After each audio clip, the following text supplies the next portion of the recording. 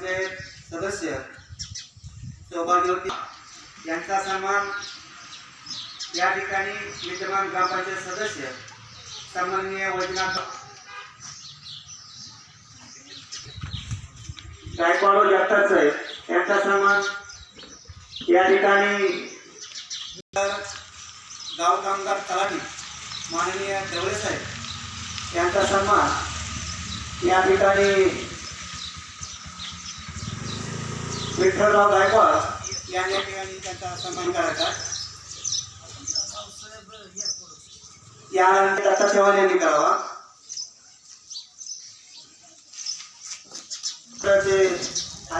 लघु पाटबंधारे विभाग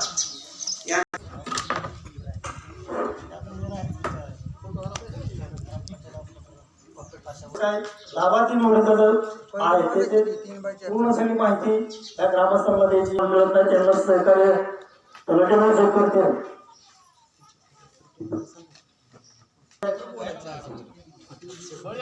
बळे साहेब कृषी खात्याची माहिती देतील त्याच्या योजना सगळ्या ग्रामस्थांना सांगतील। सर्वप्रथम हा ग्रामपंचायत हे जे ग्रामपंचायत आहे पिंपळवाड त्या ग्रामपंचायतीतले सर्व सरपंच उपसरपंच आणि जे सदस्य आहेत त्यांनी हा जो ग्रामसभेचा जो स्तुत्य उपक्रम राबवला त्याच्याबद्दल मी सर्वप्रथम त्यांना धन्यवाद देतो। खरं तर अशा ग्रामसभा जे आहेत ते गावोगावी प्रत्येक ठिकाणी होणं गरजेचं आहे।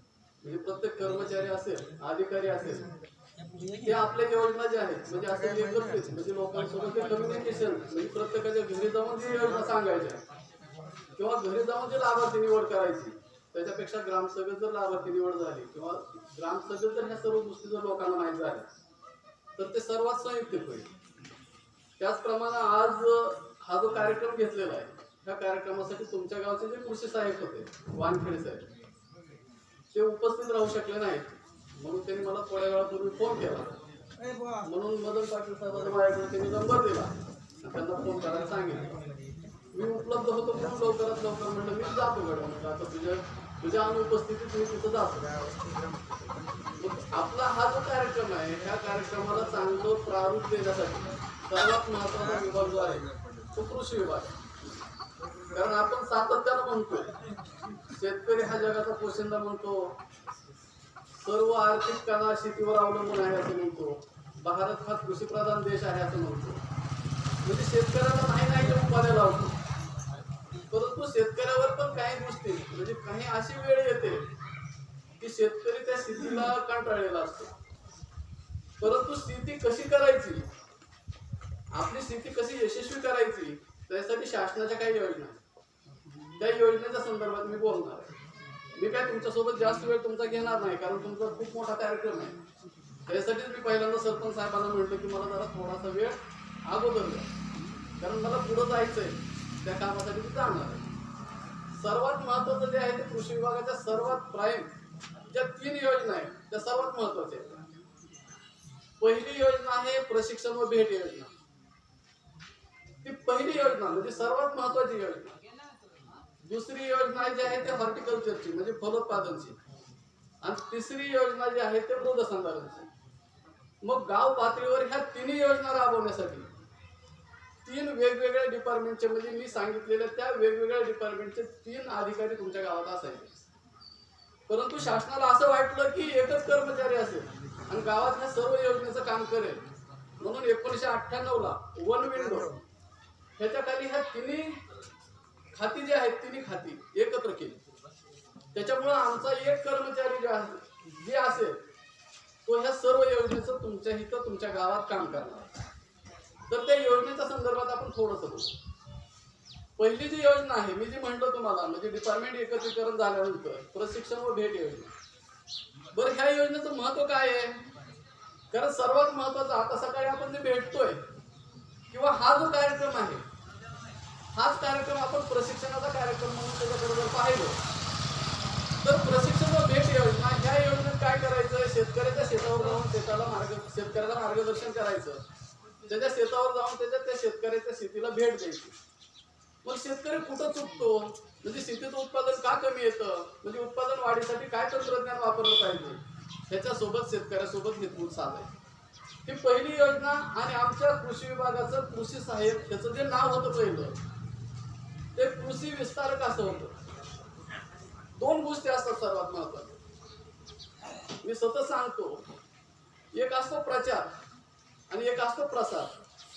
मग एखादी चांगली गोष्ट, एखादी नाविन्यपूर्ण गोष्ट एखाद्या ठिकाणी घडलेली जर असेल तर ती इतर ठिकाणी जाऊन सांगणे किंवा त्या गोष्टीचा प्रसार करणे असं होतं.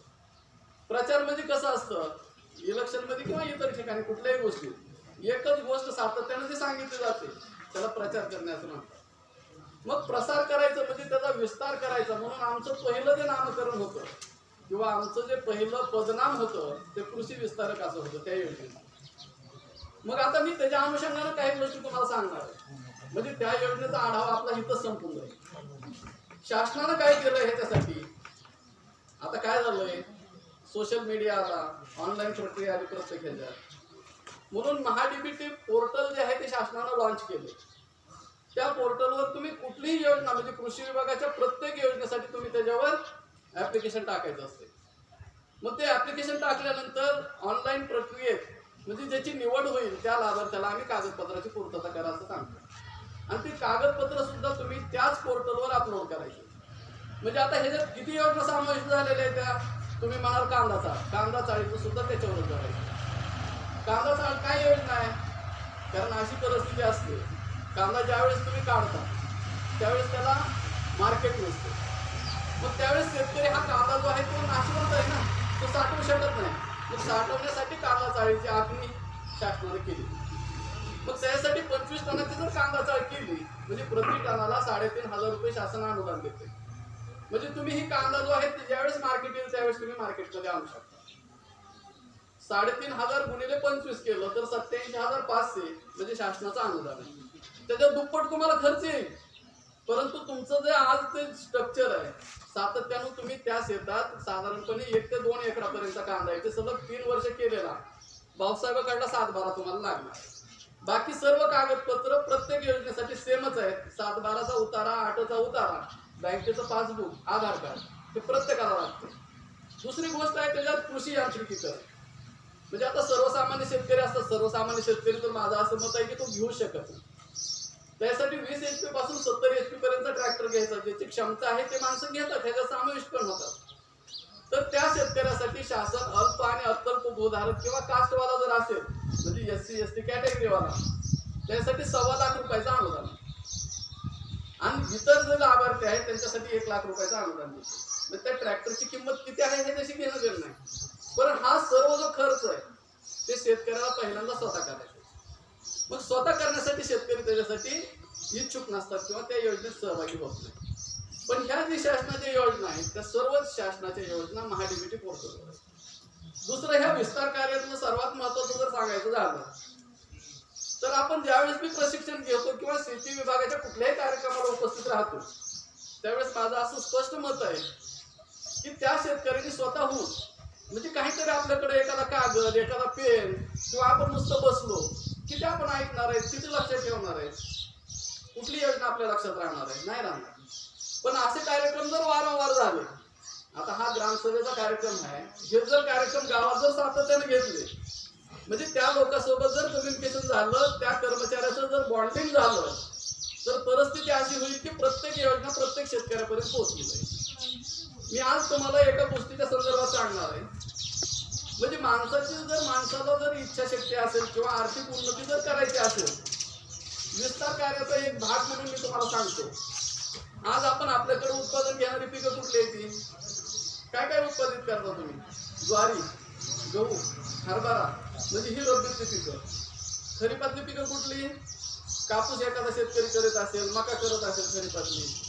आणखीन कुठली करतात, उडीद, तूर, मूग काही लोक करत असतील, सूर्यफूल. परंतु ही जी पिकं आहेत ही अन्नधान्याची किंवा भुसार मालाची जी पिकं आहेत त्याच्यातून मिळणारं जे अर्थार्जन आहे किंवा जे उत्पादन आहे त्याचा जर आपण उत्पादन खर्च आणि आलेलं उत्पादन ह्याच्याशी जर मेळ लावला तर शेतकऱ्याला सातत्यानं वाटतं की ही जमीन मला परवडत. मग आजपर्यंत असे कित्येक शेतकरी आहेत की शेतकऱ्यांनी जमिनी विकल्या. आपल्या इथं कोण विकतात का नाही जमिनी, खूप शेतकऱ्यांनी जमीन विकल्या. परंतु आज आपण जर थोडासा विचार केला किंवा शासनाची जी योजना आहे, म्हणजे आता महात्मा गांधी राष्ट्रीय ग्रामीण रोजगार हमी योजनेअंतर्गत साहेब तुमच्याकडे येत असतील, तुम्हाला म्हणत असतील 7/12 8 काढा, बँकेचं पासबुक काढा, आधार कार्ड काढा, तुम्हाला आम्ही फळबाग लागवडीची योजना देतो म्हणतात का नाही? येतात का तुमच्याकडं? मला आता काय एवढं काही सांगता येणार नाही का, कारण मी नवीन आहे, त्याच्यामुळे मी काही सांगू शकणार नाही ह्या गावाच्या संदर्भात. परंतु योजनेच्या संदर्भात सांगायचं हे काम माझं. बॅक वॉटर म्हणजे तुम्हाला जर माहित आहे, मी शेतकऱ्यासहित सर्व तुम्हाला सांगणार आहे, कारण हा विस्ताराचा कार्यक्रम आहे, कारण त्या गोष्टीचा विस्तार झाला पाहिजे. बॅक वॉटरला श्रीहरी जाधव नावाचा एक शेतकरी, त्या शेतकऱ्याने बॅक वॉटरला म्हणजे आता तिथं काय करतात, कुठली पिकं असतात बॅक वॉटरला? केळी आणि ऊस. दुसरी पिकं कोण घेतात का एवढी मोठ्या प्रमाणावर? त्या शेतकऱ्यानं तिथं फळबाग लागवड केली. मी सांगतो ह्याच्यावर तुम्ही विश्वास ठेवायचा नाही. तुमच्या ह्याच्यात एखादी गाडी काढायची, एखाद्या शेतकऱ्यानं इच्छुकतेनं म्हणजे स्वइच्छेनं तिथं जायचं, पाहायचं खरंच उत्पादन भेटतंय का, आणि मग आपण आपल्या शेतीत तसा प्रयोग करायचा. मी सतत शेतकऱ्यांना सांगताना किंवा मार्गदर्शन करताना सांगत असतो की शेतकऱ्यांनी 70% वेळ हा माहिती मिळवण्यासाठी दिला पाहिजे. शेतीसाठी जास्त वेळ देण्याची आवश्यकता नाही. फक्त 30% वेळ जर शेती करण्यासाठी दिला आणि 70% वेळ जर तुम्ही माहिती घेण्यासाठी दिला, जिथं एक्झिबिशन भरतात म्हणजे बारामतीला असेल, पुण्याला असेल, तिथं गेलं पाहिजे, नवीन नवीन गोष्टी पाहायला पाहिजे. तर ह्याच्या अनुषंगानं त्या श्रीहरी जाधवचं मी का सांगतोय तुम्हाला उदाहरण, त्यांनी गेल्या वर्षी म्हणजे 2017-80 म्हणजे 2018ची लागण गृहीत करा. केशर आंब्याची त्याची लागण आहे 4 एकर. आंबा किती लावलाय तो ना? 4 एकर. 4 एकरात झाडाची संख्या आहे त्याची 4.5 म्हणजे त्यानं काय केलंय, 10 बाय 4 फुटावर म्हणजे अतिसघन लागवड म्हणजे काय केलं, हाय डेन्सिटी प्लांटेशन केलंय. परंतु गेल्या वर्षी त्याला म्हणजे 2020ला मी ज्यावेळेस विचारलं, आता श्रीहरी म्हणजे तुझं उत्पादन किती आलंय त्याचं? आता बॅक वॉटरचा शेतकरी फळबाग लागवडीचं धाडस करतोय, जिथं केळी आणि ऊसासारखी पिकं घेतली जातात. साहेब म्हटलं मी तुम्हाला सर्व गोष्टी डिटेल्स मध्ये सांगतो. गेल्या वर्षी 2020ला म्हणला माझ्या त्याच्यातून 41 टन आंबा निघाला. किती निघाला आंबा? बोला की, अहो तुम्ही बोलायचं, मी ऐकायचं, मी बोलायचं. बोलणं हा उद्देश नाही हो. तुमच्या काहीतरी ते गळी उतरलं पाहिजे. आणि केशर आंब्याचा दर मार्च मध्ये ज्यावेळेस आंबा मार्केटमध्ये आला त्यावेळेस म्हणला केशर आंब्याचा दर 250 रुपये प्रति किलो विकला. 700 किलो आंब्याची ऑर्डर दर दिवसाला करमाळ्यात होती म्हणला फोनवर. कुठं? करमाळ्यात. आणि लास्टला ज्यावेळेस दर ढासळत गेले म्हणजे लास्टला आलेला आंबा म्हणला कैरी म्हणजे जी पिकवून खाणार आहेत लोक ह्याच्यासाठी मी म्हणला 50 रुपये किलो विकली. मला म्हणला आता विचार करा तुम्ही 41 ऐवजी 40 टन धरा, कारण शेतकऱ्याला आपल्या मोठं बनवायची जास्त सवय आहे. मी सातत्याने म्हणत असतो, कारण 4 पोटाडी झाली तर मला 25 कोटी झाली म्हणून सांगणार, गावभर फिरणार. पण ही काय तुमच्या घरचं कोण उचलून नेत नसतं किंवा तुमची परिस्थिती काय कोण झाकून नेणार नाही ना. तुम्ही ऍक्च्युअल कुठं आहे आणि मला कुठं जायचंय हे जर निर्धारित केलं तर तुम्ही तिथपर्यंत पोहोचाल ना. पण तुम्ही जर ह्या गोष्टी झाकून ठेवल्या तर काहीच उपयोग होणार नाही याचा. तर त्याच्या अनुषंगानं 40 टन आंबा निघाला असं गृहीत धरा आणि त्याचं मार्केट रेट म्हणजे 90 रुपयानं आंबा गेला असं गृहीत धरा. 250 जाऊ द्या, 50 जाऊ द्या, सरासरी ॲव्हरेज 90 रुपयाने गेला. किती पैसे झाले हो? किती झाले पैसे? 36 लाख रुपयाचं उत्पादन कशातून झालंय? ते तेवढं उत्पादन नाही आहे त्यानं आता ह्या वर्षी 3 लाख आंब्याची कलम बांधलेली होती त्याच्यावर. किती? एका आंब्याच्या कलमाचा कालपर्यंत दर जो होता तो 60 रुपये प्रति कलम होता. त्यावेळेस त्यानं 1,20,000ची कलम 2020ला विकली होती. मी बोलणार एकही शब्द खोटा बोलणार नाही, वस्तुस्थितीला धरून बोलणार आहे, कारण मला तुमच्याशी काही घेणं देणं नाही, त्याच्याशी काही घेणं. पण तुमच्यात काहीतरी बदल व्हावा, तुम्ही काहीतरी स्वीकारावं, तुमच्यात काहीतरी गळी उतरावं एखादी गोष्ट, याच्यासाठी मी तुम्हाला सांगतो. मग एक विचार करा तुम्ही, 1,20,000 कलम जर मार्केटमध्ये 60 रुपयाने विकली, किती पैसे झाले हो? 72 लाखाचं उत्पादन कसं झालंय? कलमाचं कलम विक्रीतून मिळालेलं उत्पादन 72 लाखाचं आणि आंबा विक्रीतून मिळालेलं किती आहे? 36 लाखाचं. किती वर्षाचं पीक आहे ते? 2018ची म्हणजे 2017 सरते शेवट लावलेली आणि 2018ला फसला म्हणजे तुम्ही 2018 गृहीत धरलं. 2018 2019 2020 म्हणजे 3 ते 4 वर्षात तुम्ही ह्या सर्व गोष्टी करू शकता. पण ह्याला सर्वात महत्वाचं जे आहे ते शेतकऱ्याकडे इच्छाशक्ती असली पाहिजे. बॅकवॉटरचे लोक करतात, आपण तर लोक, तर आपण ह्या गोष्टीचा मनोमन विचार करत नाही. आणि सर्वात जास्त म्हणजे फळबाग लागवडीकडे वळणं काळाची गरज आहे. त्याच्यासाठी शासनाने 1990ला ज्यावेळेस पवारसाहेब मुख्यमंत्री असतात त्यांनी रोजगार हमी योजनेअंतर्गत फळबाग लागवडीची योजना म्हणजे शेतकऱ्याला सक्षम करण्यासाठी, शेतकऱ्याला आर्थिकदृष्ट्या सक्षम बनवण्यासाठी चालू केलेली. ते कित्येक दिवस 100% अनुदान होते. आपल्या इथं पण केले असेल लोकांनी लागवड त्यावेळी का नाही केली. लागवड केली बी, अनुदान घेतलं बी, कलम मारली बी, म्हणजे त्याच्या उत्पादनापर्यंत आम्ही पोहोचलो सुद्धा. असे कित्येक लोक डिफॉल्टर म्हणून गावात आहेत. म्हणजे आता तुमच्या गावात कोणी घेतली नसेल योजना, त्याच्याबद्दल माझं काही मत नाही, परंतु असे कित्येक गावात लोक आहेत ते जे डिफॉल्टर आहेत. तर योजना शासनाची जी आहे त्या योजनेकडे पाहण्याचा जो आमचा दृष्टिकोन आहे तो चांगला असला पाहिजे. आता दुसरी गोष्ट ही पीक पाहणी म्हणून जी योजना आहे, आता काय म्हणतोय शासन, तुमचीच जमीन, तुमचा 7/12 तुम्ही केलेला पेरा, आणि तो पेरा जो आहे तो तुम्हीच नोंदवायचा, भाऊसाहेबांना नोंदवायचा. कारण भाऊसाहेबाचा एखादा कोतवाल असणार, प्रत्येक शिवारात फिरणार आहे का, प्रत्येक शेतात जाऊन पीक पाहणी करणार आहे का तो. मग पीक पाहणी सर्व शेतकऱ्यांनी करावी, त्यासाठी ॲप डेव्हलप केलेलं आहे. त्याच्यात तुम्ही तुमची पाहणी, तुमच्या केलेल्या पिकाची नोंद त्या पद्धतीनं जर केली तर ते अखेर संयुक्त राहणार आहे आणि शासनाला खरी पुढे आकडेवारी भेटणार आहे. त्यासाठी शासनाने ती गोष्ट वाटते. मित्र हो, सोशल मीडियावर म्हणजे प्रत्येक गोष्ट जी आहे ते खूप महत्वाची आहे. तिसरी गोष्ट जी आहे ते आपण काय म्हणतोय, मृदसंधारणाच्या काय ज्या योजना आहेत त्या योजनेच्या अनुषंगाने जर आपण विचार केला तर मृदसंधारणामध्ये आता आपल्याकडे ड्राय भाग आहे, पावसाळ्यात मुबलक प्रमाणात पाणी असते, पाणी वाहून जातंय, म्हणजे पाण्याचा उपयोग आपल्याला करता येत नाही किंवा शेतकऱ्याला त्याचा होत नाही. आणि उन्हाळ्यात करत त्या पाण्याचं दुर्भिक्ष असते, त्यासाठी शासन म्हणते की तुम्ही शेततळ खोला.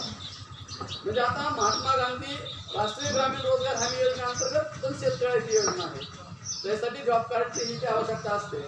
आणि MTS म्हणजे मागं त्याला शेततळ, त्याच्या अंतर्गत सुद्धा शेततळ्याची योजना. मग जर आपण शेततळ केलं 30 बाय 30 मीटरचं, त्याला प्लॅस्टिक पेपर म्हणजे आस्तरीकरण करून घेतलं आणि पाणी जे पावसाळ्यात वाहून जाते ते जर त्याच्यात स्टोअर करून ठेवलं आणि ती जर आपण आपल्या जमिनीसाठी ठिबक नाही जर वापरलं, ठिबकसाठी सुद्धा शासन अनुदान देतं. म्हणजे शासनाच्या योजना खूप आहेत, पण शेतकऱ्यांनी तिथपर्यंत पोहोचणं गरजेचं आहे. आपण सर्व सुजाण शेतकरी आहेत, सुजाण नागरिक आहेत. मी जास्त बोलण्याची आवश्यकता नाही. जर कुणाला काय आवश्यकता भासेल तर त्यांनी कृषी विभागाशी संपर्क साधला पाहिजे, तुमच्या साहेबांसोबत संपर्क साधला पाहिजे. मी जास्त न बोलता, कारण कसं आहे तुमचा जास्त वेळ घेणं हा काही उद्देश नाही, तर तुम्ही जाणकार लोक आहात, प्रत्येक योजना तुमच्यापर्यंत पोहोचलेली असेलच, योजनेच्या संदर्भात तुम्हाला सर्व माहिती असेल किंवा माहिती आहे असं गृहीत धरून संयोजकांनी म्हणजे ऐन वेळेला म्हणजे तुमच्या इथले कृषी साहेब अनुपस्थित असताना मला फोन आल्यानंतर मी आपल्या इथं आलो, काय 4 गोष्टी मी सांगितल्या असतील, त्याच्यातल्या काय तुम्हाला वाईट बी वाटल्या असतील, ज्या योग्य वाटल्या त्या तुम्ही स्वीकारा, वाईट वाटलेल्या सोडून द्या. परंतु शासनाच्या योजना किंवा त्या योजनेचं यश आणि अपयश ते शेतकऱ्यावर किंवा ते फील्डवर कसे राहते त्या गोष्टीवर सर्व त्या योजनेचं यश आणि अपयश अवलंबून असतं. आणि यशस्वी शेतकऱ्याची स्टोरी आहे ते इतर ठिकाणी सांगितली जाते. तसं सर्व शेतकऱ्यांनी तिथल्याच शेतकऱ्यांनी तेवढं यशस्वी व्हावं. शासनाच्या योजना घेऊन आपण व्यवस्थितपैकी म्हणजे आपली गोष्ट इतर ठिकाणी सांगण्यासारखी नाविन्यपूर्ण असावी असं सर्व शेतकरी प्रयत्न करतील, असे सर्व शेतकऱ्याकडून आशा आणि अपेक्षा व्यक्त करतो. त्याचप्रमाणे म्हणजे आज ग्रामसभेत म्हणजे सरपंच किंवा जे सर्व पदाधिकारी आहेत त्यांनी हा स्तुत्य कार्यक्रम राबवला, त्याच्याबद्दल त्यांना धन्यवाद देतो. आणि त्यांनी मला इथं तुमच्यासोबत संवाद साधण्यासाठी जी संधी उपलब्ध करून दिली त्याच्याबद्दल त्यांचे पण आभार मानतो. मी इथं थांबतो. धन्यवाद. धार्मिक शब्दात शेतकऱ्यांसाठी उपयुक्त माहिती काय ते शेतकऱ्यांना सांग. ती महाडीबीटी प्रणाली जी आहे ते सर्व टोटली ऑनलाईन, म्हणजे त्याच्यात कुणालाही इंटरफेअर करता येईल. त्यात आपणच फक्त अर्ज भरतोय असं राहतो. अर्ज भरणाऱ्या लोकांच्या संख्या तालुक्यातली अख्या असते, त्यासाठी निधी जो उपलब्ध होणार असतो त्या निधीच्या अनुषंगानं जे अर्ज म्हणजे त्या सिनियरिटीनुसार ते अर्ज काढले जातात म्हणजे लकी ड्रॉ पद्धतीने. आता काय पहिल्यासारखं चिठ्ठ्या उठवून पण नाही, त्याच्यामुळे ऑनलाईन मध्ये काय कोणाला खेळ करता येत नाही. ज्यावेळेस तुमचा नंबर येईल त्यावेळेस तुम्हाला ऑनलाईन पद्धतीनंच तुम्हाला पूर्वसंमती सुद्धा तुमच्या मोबाईलवर दिसते आणि पूर्वसंमती मिळाल्यानंतर आम्ही तुम्हाला ते कागदपत्र किंवा टॅक्स इनवाईस म्हणजे जे खरेदी केलेलं असेल ते तुम्हाला अपलोड करण्यासाठी सांगितलं. एकदा भरल्या परत भरायची गरज आहे का? परत आता ह्या वर्षी भरण्याची आवश्यकता नाही, ते जे आहे ते कंटिन्यू. किती वर्ष चालू आहे तसं काय आहे? किती वर्षापर्यंत तसं काही नाही आमच्या इथं, म्हणजे शासनाची काही जागच नाही. 2 वर्ष जर लोकांनी भरले नंबर बी लागला नाही म्हणजे आहे पोर्टलवर का 2 वर्षापासून तर नसणार तो. त्यांनी बी भरले ते बघायचं ऑफिसला गेलं असतं. म्हणजे कुठल्या डेस्कला दिसतंय जर तुम्ही ऑनलाईन असं परवा चव्हाण साहेब काय सांगितलं ते एकदा भरल्यावर भरायची गरज नाही. नाही नाही करायची पण आता किती दिवस चालेल हे काय सांगू शकणार नाही. परंतु हे भविष्यात याची माहिती द्या.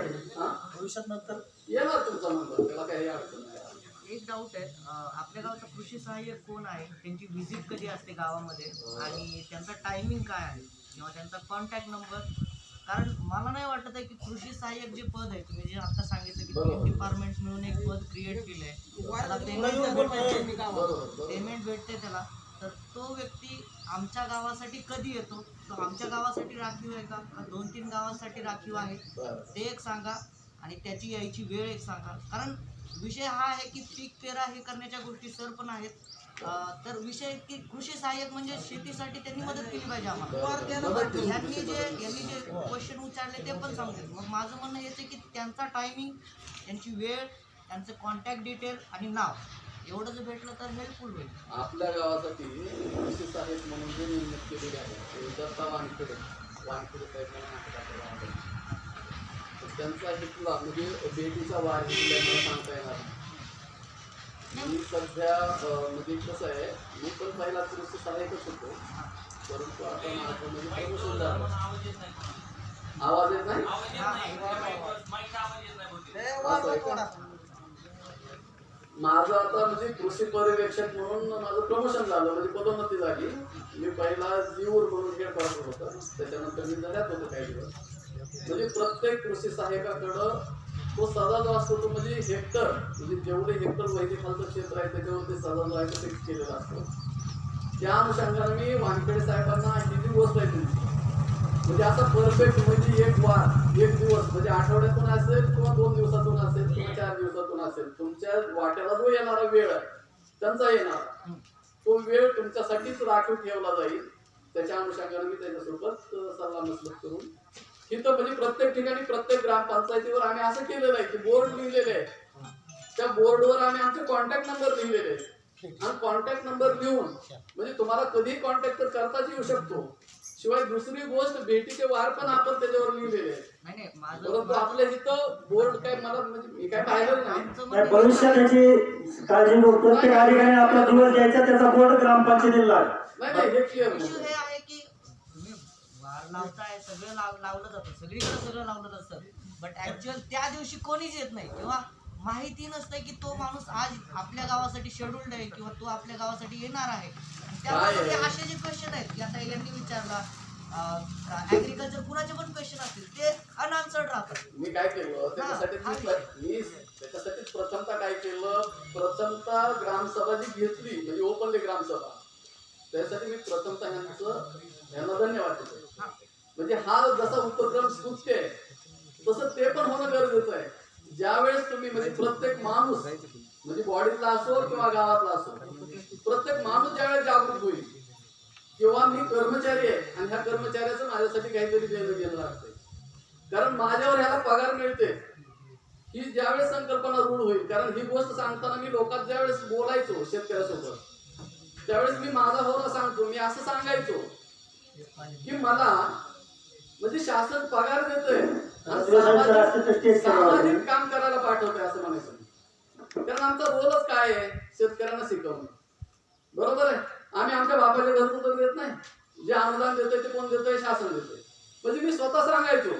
परंतु कुठलीही गोष्ट म्हणजे तुम्ही जर एक पाऊल पुढे आला तर कर्मचारी सुद्धा तुमच्याकडे एक पाऊल पुढे येईल. तर तुम्ही अलर्ट राहिला. आता ग्रामसेवक असतील, सरपंच असतील, म्हणजे ह्या बॉडीने जर सांगितलं की बाबा आमच्या लोकांचं डिमांड आहे, आमच्या शेतकऱ्याचं डिमांड आहे, तू आमच्याकडे कधी येणार, कुठल्या दिवशी येणार, वेळ आणि टाइम सर्व फिक्स करून घेतला जाईल.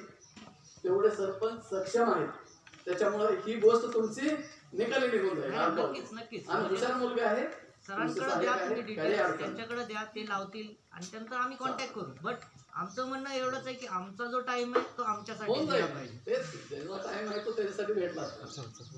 थँक्यू. मयूर सुहास काळे, BAMS PMT अहमदनगर या ठिकाणी त्यांचं सिलेक्शन झालेलं आहे. त्यांचाही या ठिकाणी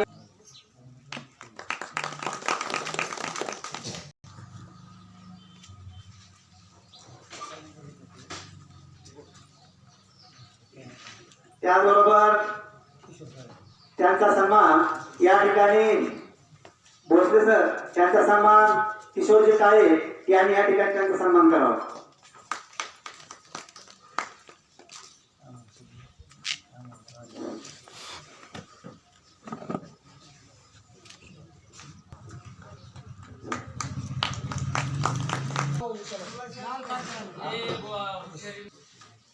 ग्रामपंचायत पिंपळवाडी यांच्यातर्फे आजची ग्रामसभेचं आयोजन केलेलं आहे. याच्यामध्ये सर्व विभागाचे अधिकारी यांना निमंत्रित केलेलं आहे.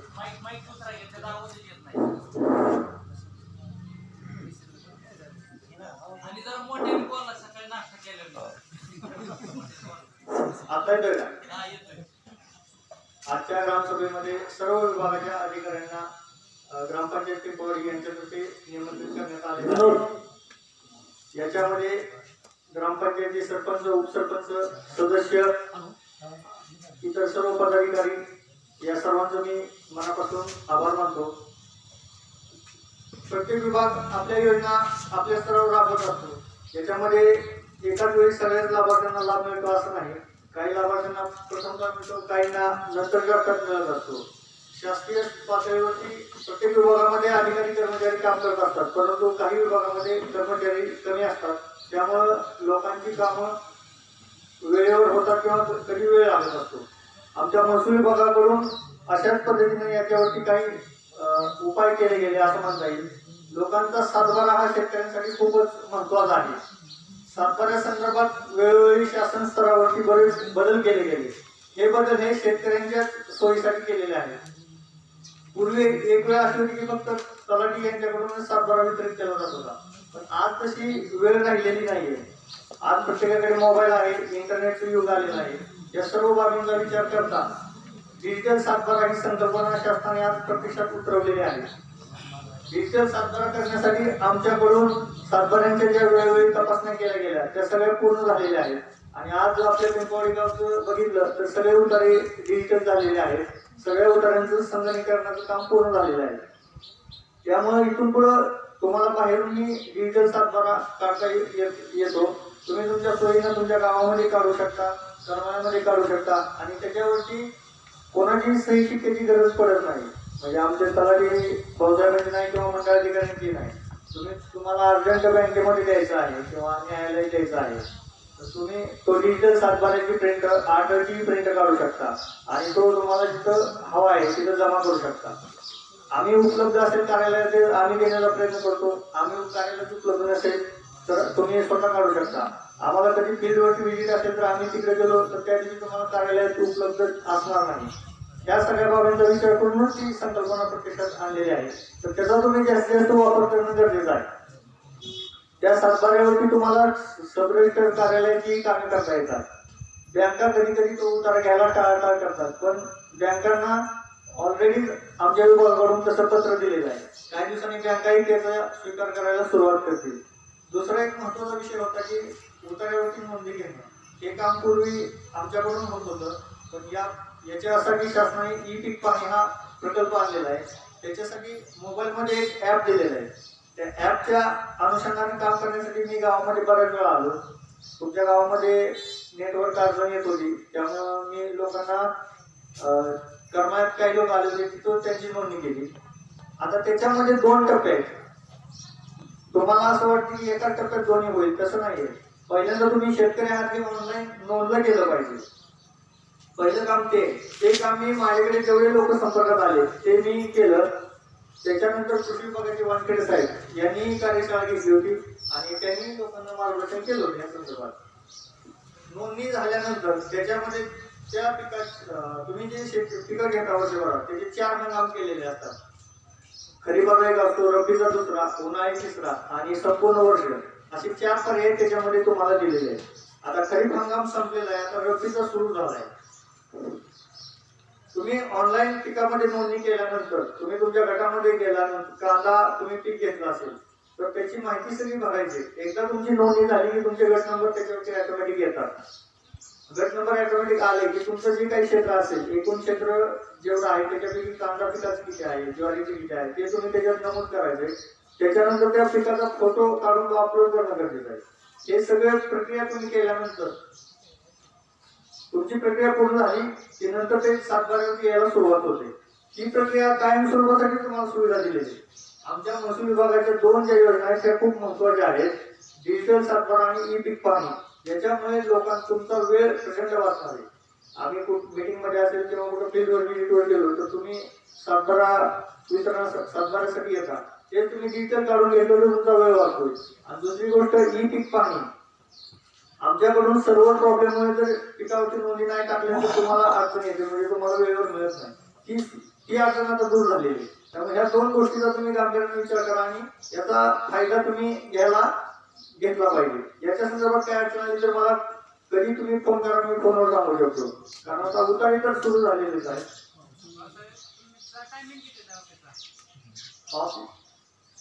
हॅलो, आता माझ्याकडे 5 गाव आहेत, ते पण तुम्हाला स्पष्ट ऐका की सोमवार ते शुक्रवार आपण 11 ते 3 ही वेळ निश्चित केलेली आहे ऑफिससाठी. तसं नाही, इथून पुढचा विषय आहे. तुमची अडचण मी समजू शकतो. तुम्ही आज या गावाला तुमची एक वेळ कमीत कमी 2 तासाची तरी सकाळी येऊन आपल्या ग्रामपंचायत मध्ये बसून लोकांची गाणी ऐकायचं काम करा. दुसरी गोष्ट, आपल्या इथे एक पोलीस स्टेशनचे उदाहरण म्हणून लागलेले आहे, अब्बास कांबळे आणि कोचर चव्हाण. ते तुमच्याकडे बराच वेळा पाठपुरावा केलेला आहे. 1 मिनिट ऐकून पाठपुरावा केला, मग कागदोपत्री केला का पूर्ण केला ते तुम्हाला विचारणार नाही. पण तुमचं जर आता परिक्षेत्र जमिनीवर जर असं म्हणता यावं तर ही पीक पाण्यामध्ये त्याचे पीक पाणी होणार नाही. त्याच्यासाठी काय करता येईल आणि असं कुणाचं जर असेल ते सुद्धा करून घ्या. त्याला कुठला लाभ मिळत नाही. आपत्ती व्यवस्थापनचं काही म्हणजे पाऊस झाला किंवा तुमचा दुष्काळ पडला कुठलंही त्याला काय अनुदान मिळत नाही, कारण ते जमीन पडीक लागल्यामुळे. असे कुणाची जर असेल तर त्यांनी पावसाळ्याची मोठे आणि किती दिवसात होईल किंवा काय करता येईल ते सुद्धा बोला. आणि तुमच्या ज्या 2 स्कीम आहेत, राजीव गांधी आणि श्रावणबाग, बरेच लोक इथं त्यासाठी तर सर्वसामान्य माणसाला माहिती नाही त्यातलं, माहिती असून ह्या पडल्या तर ते 2 दिवस किंवा 1 दिवस म्हणून तुम्ही त्या लोकांना सांगा की आमच्या दिवशी येणार आहे, त्या दिवशी ते इथंच पूर्ण करून घ्या. बरेच लोक विधवा काय 20% महिला आहेत, महिलांनी तुमच्याकडे ह्या पडायला आणलं. जरा तुला आपण शासकीय कर्मचारी आहात, त्यामुळे महिलांना कुठपर्यंत ह्यापणे घाला लावायचे त्या महिला आम्हाला म्हणतात. आता आम्हाला काय त्यातलं माहिती नसते, तर तुम्ही वेळ देऊन तुमचा दिवस निश्चित करा आणि त्या लोकांना सांगा. हे गावातील प्रत्येकांना वाटत असते आम्हाला शासकीय योजनेचा लाभ मिळावा, त्यांची तशी इच्छा असणं साहजिक आहे. माझं असं मत आहे, तुमच्याकडे ज्या ज्या लोकांना लाभ घ्यायचा आहे त्यांनी त्यांचं नाव ग्रामपंचायत शिपाई यांच्याकडे एका लिस्टमध्ये यावं की आम्हाला कोणत्याही योजनेतून लाभ घेता येईल. 60 वर्षाचे पुढील वय असेल आणि कोणाला जमीन नसेल म्हणजे भूमी, अशा लोकांसाठी शासकीय स्तरावरती योजना कार्यरत असतात. तुम्ही त्या लोकांची लिस्ट बनवून मला द्या, ज्या लोकांचा लाभार्थी नाव येऊ शकतं, ज्यांना लाभ मिळू शकतो, त्यांचे अर्ज भरून घेण्याची आणि पाठवण्याची प्रक्रिया पूर्ण केली जाईल. दुसरा विषय असा आहे की ज्या लोकांची पीक पाणी झालेलं नाहीये त्याच्यामध्ये पोट खराबच्या ह्याच्यामुळे अडचणी येतात, तर ज्यांचं पीक पाणी झालेलं नाही त्यांनी एक लिस्ट बनवावी आणि माझ्याकडे जाईल. त्यांचं पीक पाणी आमच्या स्तरावर करता येईल का ते मला पाहता येईल. कारण आपण असं जनरल बोलू उपयोग नाही. स्पेसिफिक ज्यांची कोणाची अडचण आहे तुम्ही 2 नाव सांगितली मला, कांबळे असे जे लोक असतील त्यांची एक लिस्ट मला असणं गरजेचं आहे की या लोकांचं पीक पाणी होत नाही. आणि ह्याची बोलायला ज्यावेळेला 26 जानेवारी ग्रामसभा, 26 जानेवारी काय ग्रामसभा होणार नाही, आपली सुट्टी बघून 27 जानेवारी तोपर्यंत त्यांचा प्रश्न मार्गी लागला. मग काय लागतो ते तुमच्या हिशोबाने 27 तारीख 26 तारखेला सुट्ट्या असतात, अधिकारी कोणी येणार नाही. त्यामुळे 27 तारखेला आपण जानेवारी महिन्यात ग्रामसभा घेऊन त्यावेळेला नक्की त्यांचे प्रश्न सुटले पाहिजेत ही अपेक्षा आमच्या सगळ्यांच्या वतीने मी तुम्हाला बोलतो.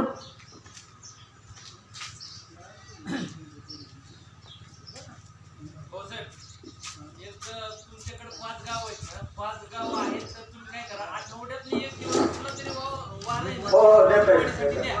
आणि दुसरा विषय असा आहे, एक मिनिट ऐका, तुम्ही काय करा, सकाळी आले का 9 वाजता आले तर तुम्ही एक 11 वाजेपर्यंत थांबले 2 तास तरी 2 तास आणि सगळ्यांचे- आता रावसाहेब काय करतो त्यांचा दिवस फिक्स करून जाते आज त्यांच्या बोलण्यात आज दिवस फिक्स करते. काय तुम्ही कुठला वार सांगायचं तुम्ही सांगा. 2 तास सकाळी 9 वाजता आला, 11 वाजेपर्यंत थांबला, लोकांना पाहिजे तर त्या दिवसाला खंड पडला नाही पाहिजे किंवा काय अडचण आली, वैयक्तिक अडचण किंवा सोमवार आला, तुम्ही त्याच्या दुसऱ्या दिवशी हे करा. सोमवार किंवा शुक्रवार आपला फिक्स आहे. सोमवारी पण लोक- शुक्रवारी आल्यावर एकदम होतं, लोक कामाला गेलेले नसतात, गावातच असतात, त्यांच्या काय अडचण लोकांना माहिती होईल की शुक्रवारी पावसाळ्यात आपलं येतात आपला प्रश्न ठीक आहे, त्याच्याकडे मोठं आहे. तुमच्या गावासाठी शुक्रवार देता येईल, पण याच्यामध्ये असं शुक्रवार तुमच्यासाठी देता येईल. आता आमच्या याच्यामध्ये तलाठ्यांची संख्या वाढवायची सुरू आहे प्रक्रिया. याच्यामध्ये संख्या वाढली आणि गावं कमी झाली तर चांगलंच आहे.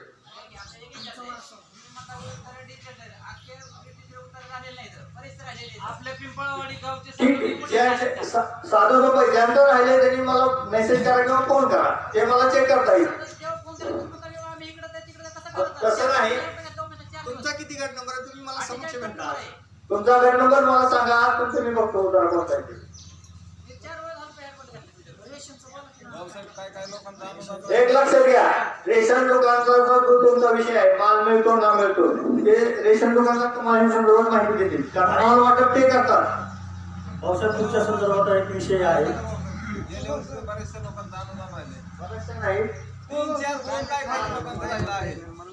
आता वर्ष झालं तरी अजून नाही ते अनुदान. एक लक्षात घ्या, ज्यांना आता अनुदान मिळालं नाही त्यांनी आपल्या ग्रामसेवक मॅडमकडे नावं द्या, तो ठराव घेतला जाईल, तो तहसीलला पाठवला जाईल. चालते चालते. हो ना. आमची जमीन आता हे तर कांदा आहे सगळा, आमची सगळी पडे काय पावसाळ्यात सुद्धा पाहिजे. मी त्याच्यामुळे आम्ही तुम्हाला सांगतो त्यांना सांगितलं नाही काय करता येते त्यांच्यासाठी, पण त्यांचं त्याच्या हातात काम नाही तर तुमच्या सांगितलं. हा नाही नाही, लिस्ट जे दोघं जर सांगत तर तुमच्याकडे आत किती दोघं होते सध्या. अहो, आता सगळ्याला सगळीच एक मिनिट विशेष म्हणजे भाऊसाहेब तुम्ही त्या माणसाला आणि एक करा तुम्ही विशेष म्हणजे 80,000 रुपयाचा उत्पन्नाचा दाखला दिला त्या व्यक्तीला, त्याची जमीन कोणी घेऊन केल्यावर हे जे चाललेलं आहे हे बरोबर नाही. 80,000 रुपयाचा उत्पन्नाचा दाखला दिला, उत्पन्न हे व्यक्ती किती नाही नाही एक लक्षात घ्या, त्याचं काय 10 रुपये तरी त्या शेतीचं दिलेलं असेल कधी तेव्हा हे 80,000 किती अहो त्यांना किती देणं हा विषय नाही. जमीन कोणी काय आमचं मत काय आहे उत्पन्नाचं जमिनीत काय घेत नाही त्याचे उत्पन्न. एक लक्षात घ्या, हो आता मुद्दा रास्ता तुमचा विषय असा आहे, जमिनीत उत्पन्न घेतात म्हणून होणाऱ्या जे पडीक लागलेलं आहे ते तुम्ही काढलं पाहिजे. एक लक्षात उत्पन्न घ्या, घेतात म्हणतं पडीक काढा म्हणतात. पडी आम्ही काढत नसतो, पडी काढण्यासाठी वरिष्ठ पातळीवर आदेश पाहिजे. तुम्ही त्या संदर्भात तहसीलदार साहेबांशी भेटा, आणि ते पोट खराबचे प्रस्ताव पाठवावे लागतात. पोट खराबचं क्षेत्र वाहित मध्ये लगेच होत नाही. कारण आपल्या ग्रामसभेला ठराव घ्या आणि इतके दिवस पडीक आहे पण काय त्याची वास्तव बघ सगळे पडत आहे. तुम्ही अशी बाजू उत्तर द्यायचं तसे हा प्रश्न मी बरेच दिवस सांगितलेला आहे, तुम्ही म्हणताय तसे झाला हे चुकीचं. तुम्ही त्या आवाज झालाय एक लक्षात घ्या. आजपर्यंत पीक पाणी कोणी करीत होता लक्षात आलं का? आमचा मानण्याचा उद्देश काय, हे सर्वसामान्य माणसं तुम्ही कुठल्या मार्ग तहसीलदारला भेटता येईल, कलेक्टरला किंवा काय प्रांताकडे जाता येईल, तो तुमच्या लेवलचा प्रश्न आहे, तो तुम्ही सोडवला पाहिजे असं सगळ्यांना वाटतंय. तुम्ही सुरुवातीला मला आता म्हणतात पुढच्या 27 तारखेला जानेवारी महिन्यात सांगा, तुम्हाला सांगा तुम्ही तहसीलदारकडे जा. आणि काय आम्ही ठराव घेऊन पुन्हा हे कशासाठी एवढा जे हे चाललेला आहे, अधिकारी सुद्धा ग्रामसभेत थोपवले जाऊ नये, त्यांची कामाची जे तत्परता आहे ते कमी होऊ नये, पण आमचं गाव लेवलला जे प्रश्न सुटावे हे भूमिकेसाठी तुम्हाला बोलू. तुम्ही एक सांगा तहसीलदार साहेबाला भेटून पहिला काय करता येईल, तुम्ही तसं सांगा. तुम्ही फॅक्टनेत तहसीलदार तुम्ही असल्याशिवाय काही करू शकत नाही. तुमचा रिपोर्ट तोच वर ग्राह्य धरला जाणार आहे. सर्व ग्रामस्थांनी नीट ऐकायचंय. सातबाऱ्यावरती जो बदल होतो ते सगळे बदल आम्ही स्वतः करत नसतो. काही उतार्यावरती तुम्हाला बदल करायचा असेल, नोंदी घ्यायची असतील किंवा काय, तर त्यासाठी आम्हाला आदेश पाहिजे किंवा पत्र पाहिजे. त्यांनी तो मुद्दा मांडला, तो पोट खराबचा विषय आहे. पोट आणि पोट खराब हा वेगळा विषय असतो. पडीक जमीन ही एखाद्या शेतकऱ्याची उतार्यावरती 8 एकर जमीन आहे, तो 4 एकर शेती वाईट करतो आणि राहिली 4 एकर पडीक ठेवतो. ते पडीक मध्ये येत असतं. उतार्यावरती पोट खराब क्षेत्र वाईट मध्ये करण्यासाठी वरिष्ठ पातळीवर आदेश आल्याशिवाय आम्हाला सातबाऱ्याचा तसा बदल करता येत नाही. त्यामुळे कोणाच्या मनामध्ये गैरसमज असेल तर तो काढून टाकला पाहिजे की सगळंच काम आमच्या स्तरावरती होत होते. अहो, पोट खराब सगळंच लागलेलं आहे. आता एक जर 3 गट नंबर मधून आता सगळा लागलेला आहे. पोट खराब तुमचं 15 एकर आहे. 15 एकर वाचून दे ना. अर्धा त्याला काय केलं बरं? प्रत्यक्ष पोट खराब तुमचं जेवढं आहे ना त्याच्यासाठी तुम्ही वरिष्ठ पातळीवर आदेश आणा. ज्यावेळी तुमचा आदेश येईल त्यावेळी तो पोट खराब निघून जाईल. एक लक्षात घ्या, तुम्हाला मी साधं सोपं सांगतो. तुमच्या गावामध्ये जेवढे पोट खराबचे क्षेत्र आहेत, गट आहेत, त्याच्यासाठी वरिष्ठ पातळीवर आदेश आला नंतर आपल्याला ते पोट खराबचं वाईट मध्ये घेता येईल. हे साधी सोपी प्रक्रिया आहे.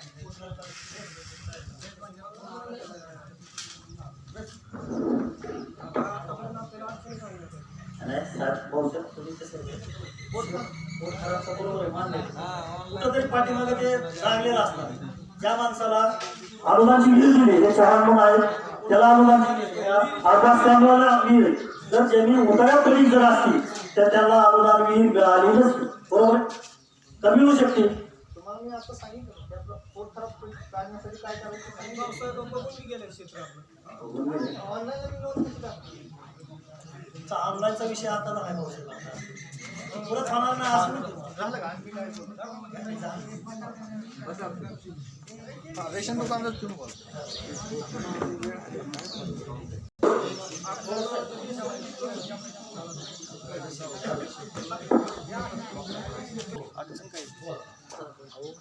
या ठिकाणी पोलीस प्रशासनाचे प्रतिनिधी या ठिकाणी आलेले आहेत. त्यांनी या ठिकाणी ताबडतोब समोर यायचंय. आपला सन्मान या ठिकाणी होतोय. त्यांनी ताबडतोब आपल्या गावाच्या अंडरखाली आपलं पिंपळवाडी येते. आपलं लसीकरण चालू आहे आता कोविड. कोविडचं आपल्याकडे 558 हे आहे, 584 सगळे लाभ. आणि आता ते सगळे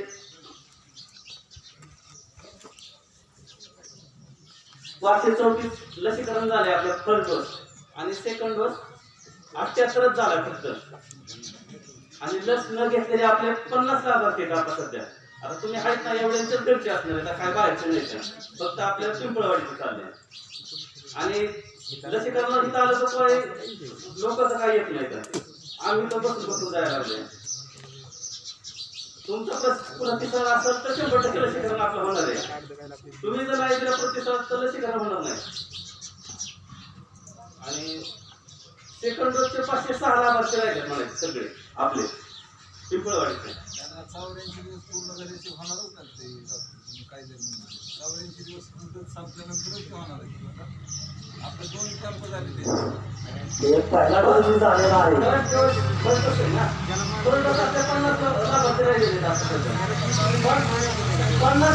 आता आपल्याला लसीकरण 100% करायचे आपल्याला. आणि दिवाळी व्हायच्या आधी करायचं होते. त्यासाठी आम्ही परवानगी घेतली आमच्या बिलकुल आणले. लोक फक्त 9 लसीकरण झालं परवानगी. कर्मचारी 5 येते लसीकरण जर 9 होत असेल तर कसं काय लसीकरण कसं करायचं आम्ही? आम्हाला तुमचा प्रतिसाद पाहिजे ना. आणि कोविड टेस्टिंगचं पण तसंच आहे. आपल्या रेट टेस्टिंग 950 झालेले आहेत. आर्टिफिशियल पण 550 झाले जवळजवळ. सगळे 1600 झाले. पॉझिटिव्ह पण 50 पर्यंत आलेले आपले सगळे.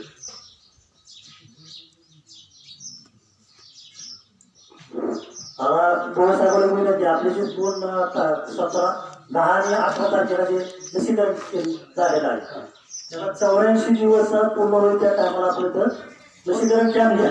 म्हणजे गावात ते दोन घ्यायचे जे झालेले लोक आहेत लसीकरण झालेले ते जागेवर होतील. बाहेर जायचं म्हणलं की माणसाचा थोडं कंटाळा करतात. अहो 9 लाभार्थीसाठी इथं येतोय, 9 लाभार्थीसाठी इथं येतोय आणि 84 दिवस झालेले आता भरपूर आहेत. त्यावेळेस आपण कंपल्सरी इथं कॅम्प घेणारच आहे. पण झालेले आता 50 लोक राहिले ना, तेवढे आम्हाला जेवढे लवकर व्हायचं उद्या म्हणलं तर आम्ही कॅम्प घेऊ, पण झाले पाहिजे, सगळ्यांनी आलं पाहिजे, पण लसीकरण पूर्ण करून घ्या. त्यांची एक लिस्ट असेल ना 50 माणसांची. हो आहे की आता आहे ना. हा मग जर कोण असेल आहे की आता आमच्या आशाकडे आहे, माझ्याकडे आहे. गावामध्ये ज्या मॅडम आहेत एक दिवस फायनल करा आणि त्या जी माणसं त्या लिस्ट मध्ये आहेत त्यांना घेऊन येऊया, बोलून नावानिशी. सिंपल, तुमचं क्लिअर होईल, आमचं क्लिअर. परवा दिवशी झालं लसीकरण, त्या टायमाला पण आमच्याकडे लिस्ट होती, पण आलेच नाही लोक, तर आम्ही काय करणार? आय थिंक जे राहिले त्यांना घरी जाऊन सांगितलं थोडंसं बरं होईल. म्हणजे आणि तुम्ही सगळ्यांनी मिळून लसीकरण ना, आता लिस्ट आहे आम्ही आमच्याकडे, आता बंद करता का? आता आम्ही का करतो लसीकरण? झाले पाहिजे आम्हाला 100% करून द्या. सगळ्यांना झालं पाहिजे, तेवढं चांगलं आहे सगळ्यांसाठी.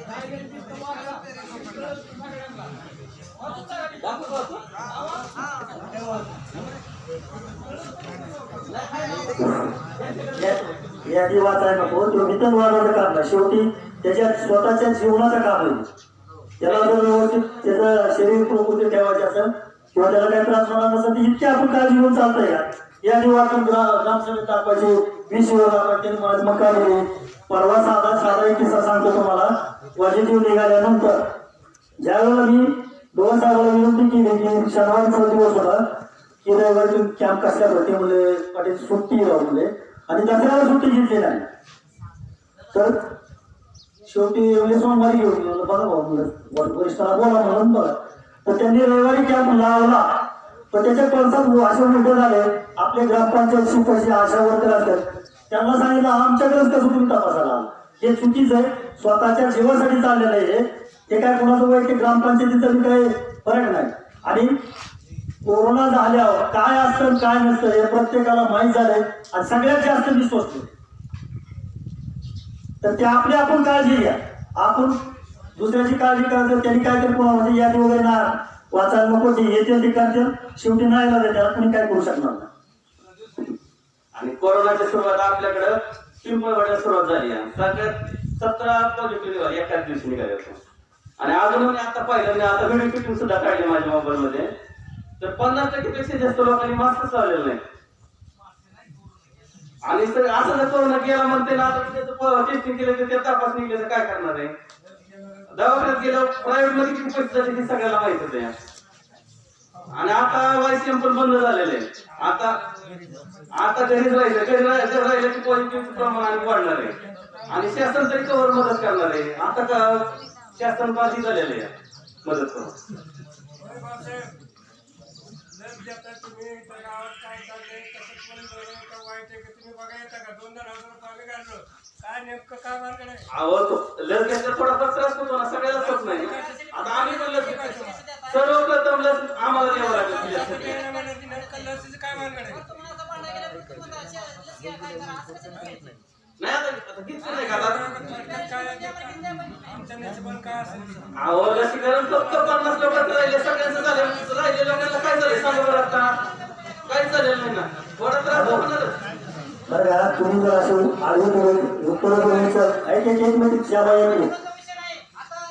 एक लक्षात घ्या, त्याला आपण विचारलं पाहिजे म्हणजे असं त्याला काय पर्याय काय आहे का? आपण कसं आपण जे एवढा केलेला आहे त्या सगळ्या योजना ह्या अधिकाऱ्याला उत्तर देण्यासाठी माहिती करण्यासाठी सांगितलेलं, त्यांच्याकडून माहिती घ्या तुम्ही.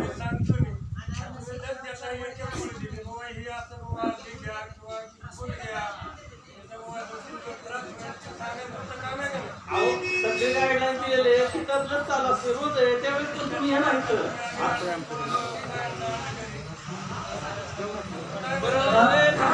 रेशन दुकानदाराचा महत्वाचा प्रश्न रेशन दुकानदार. आरोग्य सेवकांनी ते शौचालय घरी शौचालय असताना रोडला बसतात, ह्याची व्यवस्था कोण करणार आहे? रोडवर आहे सगळे. मी रोज फोटो काढून तुम्हाला पाठवू का सांगा मला? मी रोज फिरायला जातोय, सगळ्या बायका पॉवर वस्तीवरच्या असतात, इथले गडी माणसं ह्या इलाक्यातले असतात, ह्याचा बंदोबस्त कोण करणार आहे मला सांगा.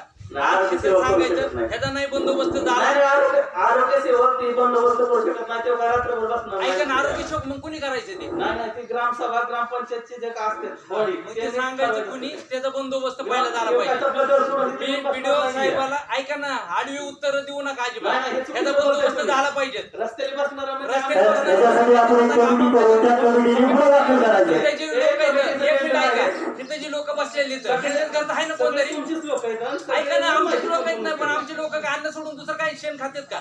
आता हे तुम्ही ठरवायचं असतं बसून न घेणे.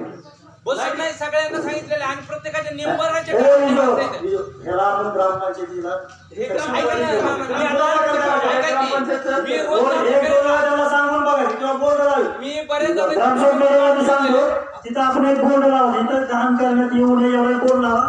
नंतर त्याचं असं काय व्हिडिओ कॅसेट काढून दे, देऊ पाठवून आपण बोर्ड लावा. काढणार. मी रोजच फोटो काढलेले, कोणाला राग येऊन द्यावा का? कोणाचे आई असेल, कोणाची बहीण असेल, कोणाची बाईक असेल, मी कोणाच्या बापाला नाही घाबरणार. मी फोटो काढून व्हिडिओ साहेबांना डायरेक्ट टाकणार आहे. तिथं रोज आहे जाताना त्यांनी काय घेतलं, रोडच्या कडेला घाण आहे मान्य किती नाही पाहिजे. आमच्या इथं स्मशानभूमी लोक आता एखादा माणूस मेला तर त्या हागंदारीतून जायचं का त्यांनी? आता लाज पण वाटत नाही इथं बसायला. त्या मंदिराच्या पाठीमागं बसतात, बिनलाजेसारखं वागत येतं. घरात इथं मोठ्या मोठ्या गप्पा आणतात विशेष बसून, आणि तिथं रोडला संडासला एक बसतात. दिवशी शाळेच्या पाठीमागे ती पहिला एक नंबर ते लावलेला काय आहे. इथं? तिथं इथं बसतो. होती शाळेच्या पाठीमागं. इतकी तर माणसाने सुद्धा काळजी घेतली एवढं पाहिजे. नालायकपणा नाही त्याला करावं ना. ग्रामपंचायत बोर्ड किंवा कुणीच काय करू शकणार. तो जर प्रत्येकाच्या घरी शौचालय आहे. त्यासाठी आपल्याला सीसीटीव्ही कॅमेरे बसवावं लागतील आपल्याला. अहो, हे मुद्दा आहे ना मुद्दा.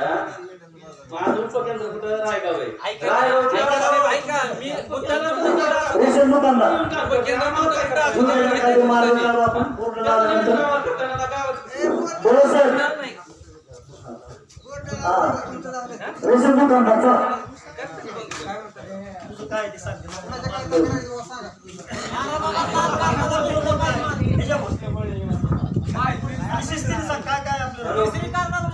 तिसरी कार्डाला माल मिळाला आणि शासनाचा मालक नाही.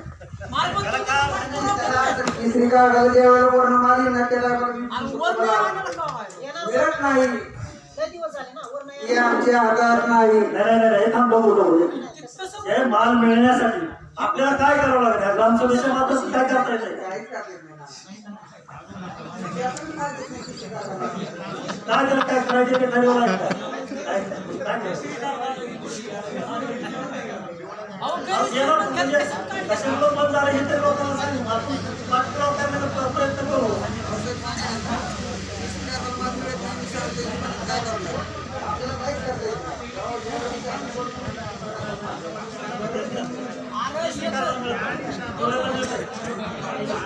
बरोबर. त्याला मार्ग सांगितलं पाहिजे, असं करा तुम्ही म्हणजे माल मिळेल. एवढं आहे. तुम्ही राष्ट्रपती जाऊन गाडी जाते येतो का रावसाहेब येतात का गावात इतर लोक सोबत त्याला पाठपुरावा करणं सुद्धा नाही. एकटा एकटा ग्रामपंचायत बोर्डनी पाठपुरावा करू त्याला 10 लोक सुद्धा पाहिजे. अरे हे जर गरीब श्रीमंतच कळा माल काढली गरीब आता श्रीमंताला पिवळी काय रेशन कार्ड काय जवळून दिलेलं नाही दोन गावात गोष्ट होतो आम्ही शासनाला आपण बोललो पाहिजे तिथं जाऊ आपण. वीर ग्रामसेवकाला घेऊन करा की नाही? ग्रामसभेचा ठराव घेतला जाईल आणि ज्यावेळेला तहसीलदार साहेबांकडे जायचं त्यावेळेस काही लोकांकडे आलं पाहिजे. नुसतं इथं गावात गप्पा मारून चालणार नाही. काय होतं नुसतं माणसात बोलणं सोडलं पाठपुरावा करीत असताना त्या लोकांच्या भावना नुसतं कागद ग्रामसेवकने आणि बॉडीने दिला म्हणजे झालंय काम समजायचं नाही. त्याला तेवढं प्रत्येक जे लाभार्थी आहे ज्यांना मिळणार आहे त्यांनी सुद्धा तिथं आलं पाहिजे. आणि हे जे काढलेलं आहे हे सगळं आपण चॅनलला जाणार आहे. चॅनलवाल्यांना सुद्धा बोलवलं आपण. इथं रेषेचा माल मिळत नाही अशी लोकांची चिंता करावी. काय कोणी वरिष्ठ घेते नाही कुठे तरी पण आपण दिसतं इथं बसून मांडायचं नाही. ज्या वेळेला दुपारी झाल्यानंतर आपण ठराव झाल्यानंतर आपण जाऊ झाल्यानंतर लोक चला की ज्यांना माल भेटत नाही ती लोक ज्याला भेटतो त्याला कशा द्यायचे ज्याला भेटतो का त्यालाच न्यायचे. त्यांचा बंद करायचा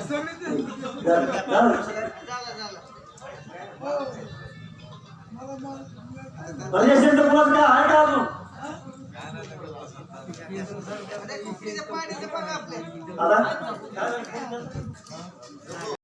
जिल्हा परिषद वर्गातर्फे विविध योजनेअंतर्गत काम केली जातात.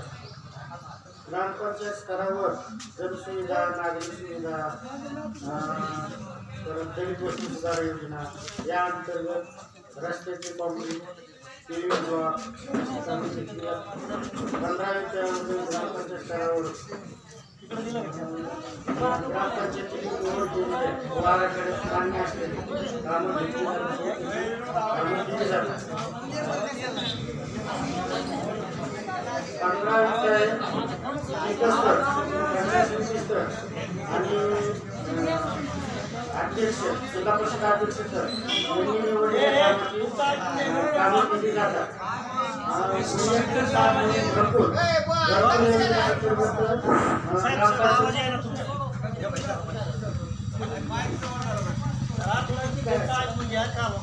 वैयक्तिक लाभामध्ये घरकुल योजना, ग्रामपंचायतीने निवड केलेल्या कामाची घरकुल मंजूर होते.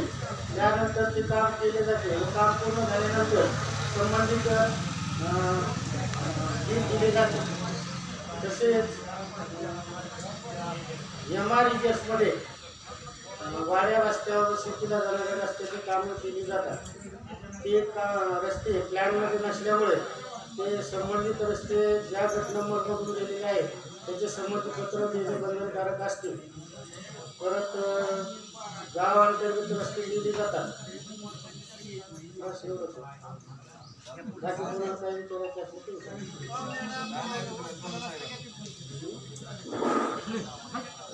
आमच्या गावाबद्दल चांगलं लक्ष द्या. ज्या त्यावेळेला तुमच्याकडून काम व्हावं या अपेक्षा आहे. काम लवकरात लवकर केली जाते. आता त्या करता मला माहिती नाही बोलत नाही, पण काय वेळ लावा ना, कामाला वेळ होतोय. चालते चालते. लय उभे करणं काय उभे नाही. करून देऊ. तुमचे जे अंदाजपत्रक आहेत ना तुमची ते पूर्ण करून देतील. वन विभागाच्या चव्हाण बोलता येत नाही. चव्हाण साहेबाचा आणि महसूल खात्याचा असा एक प्रश्न आहे आपल्याकडं. आपण मुस्लिम समाजाच्या दफनविधीला 20 गुंठे जागा गट नंबर 47 मध्ये मागणी केलेली आहे. परंतु त्यांनी NOC बऱ्याच आम्हाला सांगितलेले आहेत. चव्हाण साहेबाचं ऑफिस म्हणजे वन क्षेत्र ऑफिस मध्ये आम्ही मिळू शकत नाही. जागा हे ग्रामपंचायत गायरान असून 20 गुंठे जागा देत नसेल. आमच्या घटकांना वंचितचं प्रशासन ठेवीत असेल. वास्तविक पाहता मी त्यांच्या वरिष्ठ कार्यालयाशी मोहोळ त्यांना संपर्क केला होता. त्यांना ऑफिस म्हणजे ग्रामसभेला बोलवलेलं होतं, पण ते काय आलेले नाही. तर त्यांनी त्या बाबतीत काय सांगतायत किंवा इथल्या ज्या भावना आहेत वरिष्ठ कार्यालयाला कळवायचं तरी काम केलं पाहिजे याचा वाटतं.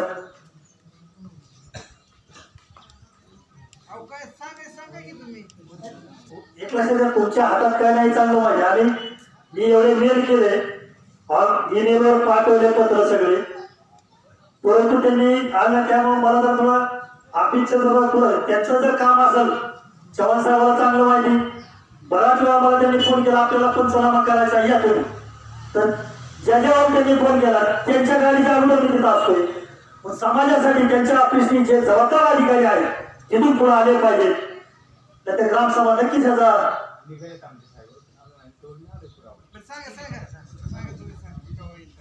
नाही काय तुम्ही म्हणता ते जे अधिकारी आले निघाले हे जर लोक गेल्यानंतर तुमच्या अधिकारी त्यांना आम्हाला करू आम्ही का ते आम्हाला करणार. हे जे जनसमुदाय चाललेला आहे की एवढं करीत असताना प्रत्येक खुर्चीला स्टिकर लावायचं हे 3 मला 2,000 जोर नसेल. एक माझा विषय गावात नवीन काहीतरी झालं पाहिजे. आज तर दफनभूमी परवा त्या तालीला त्यांनी ते दफन केलं त्या मुस्लिम समाजाने. आता 20 गुंठ जागा द्यायला तुमचे नामनोंद चाललेले आहे, ते चुकीचं आहे. 2017ची नोंद बघितली मी, त्यात काहीच नाही. आणि त्यांनी पुन्हा सांगितलं की ते तुम्हाला मिळू शकत नाही. ठीक आहे, तुमचा कायदा असेल ते मान्य आहे मला, तर तुम्ही मी त्याचा उपयोग करीना काय त्या जागेचा. जर फळं झाडं लागणार काहीच केला नुसते उघडे ठेवलेले. 8 ते 9 गायला नाही आपल्याकडे. तुमच्याकडे किती ते मला नाही सांगता येत. पण 1956चे मी उतारे काढले किती.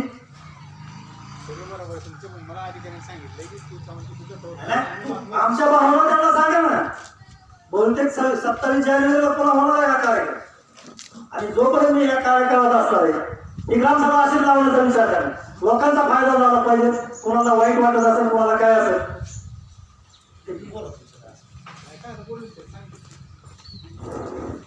तर काय नाही कारण आपल्याकडे ठरवूया जर डबल ग्रुपला महसूल खातं आणि वनक्षेत्रपाल त्यांच्या अडचणीमुळे जर डबल ग्रुप समाज डोळा होतो किंवा समाजाच्या काम होत नाही तर घ्याय ठरवतो काय करतो घ्यायचं नाही तर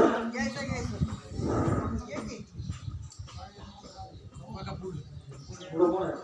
गुण असेल आता शिक्षक नाही ग्रामसेवक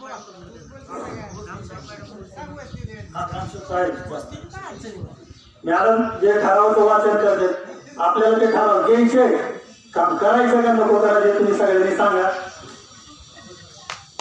वस्तीवर एक आपली पाणी टाकी घ्या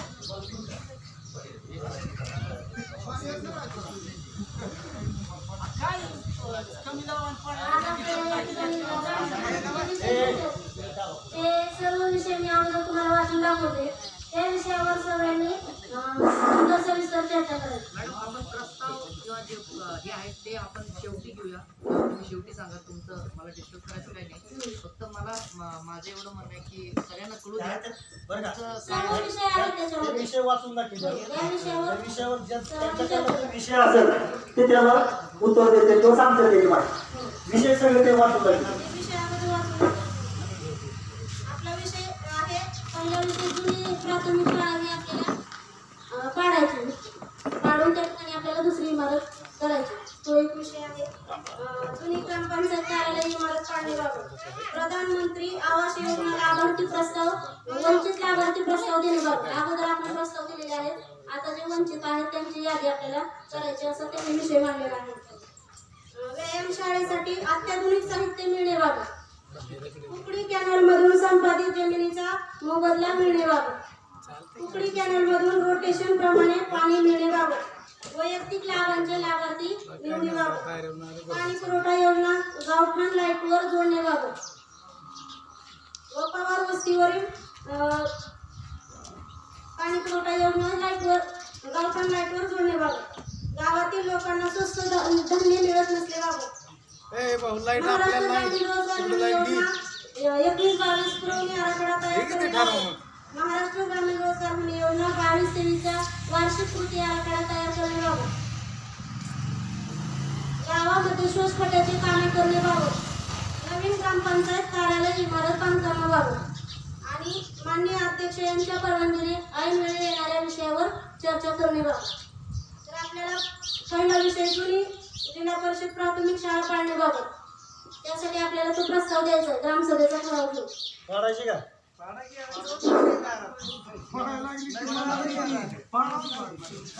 काय होतंय तो विषय सगळं घेऊन तो मंजुरीला पाठवते का लगेच उद्या पाडता येत नाही आपल्याला. आजचा कार्यक्रम मला 1 नंबर मान्य आहे. ही असं ग्रामसभा भरली म्हणजे सगळ्यांना माहिती पडतं कामं होतं. पुन्हा बोलायची ताकद राहत नाही कोणाची. सांगा पुढे आदल्या दिवशी जाहीर करायची. मला ह्या विषयावर कोणाला काय म्हणायचंय का हे जे 16 विषय आहेत सध्या येण्याच्या ठरावर तुमच्याकडे आल्यावर पाठवून द्या तिकडे जिल्हा परिषदला. घरकुलाचे ज्याला नावं द्यायचे त्यांनी द्या. नाव यादीला लागले नाही तुमची जे आहे त्याची चौकशी येणार आहे. समोरचे ते अधिकारी जे टीम नेमलेले आहे ते चौकशी करून तुमचं फायनल होणार आहे. आणि हे फायनल झाल्यानंतर हे जे आज आपण घेणार आहे त्याच्यात नवीन लोकांची यादी ते नंतर पुढे मार्गी लागणार आहे. काही लोक वंचित राहिलेले आहेत.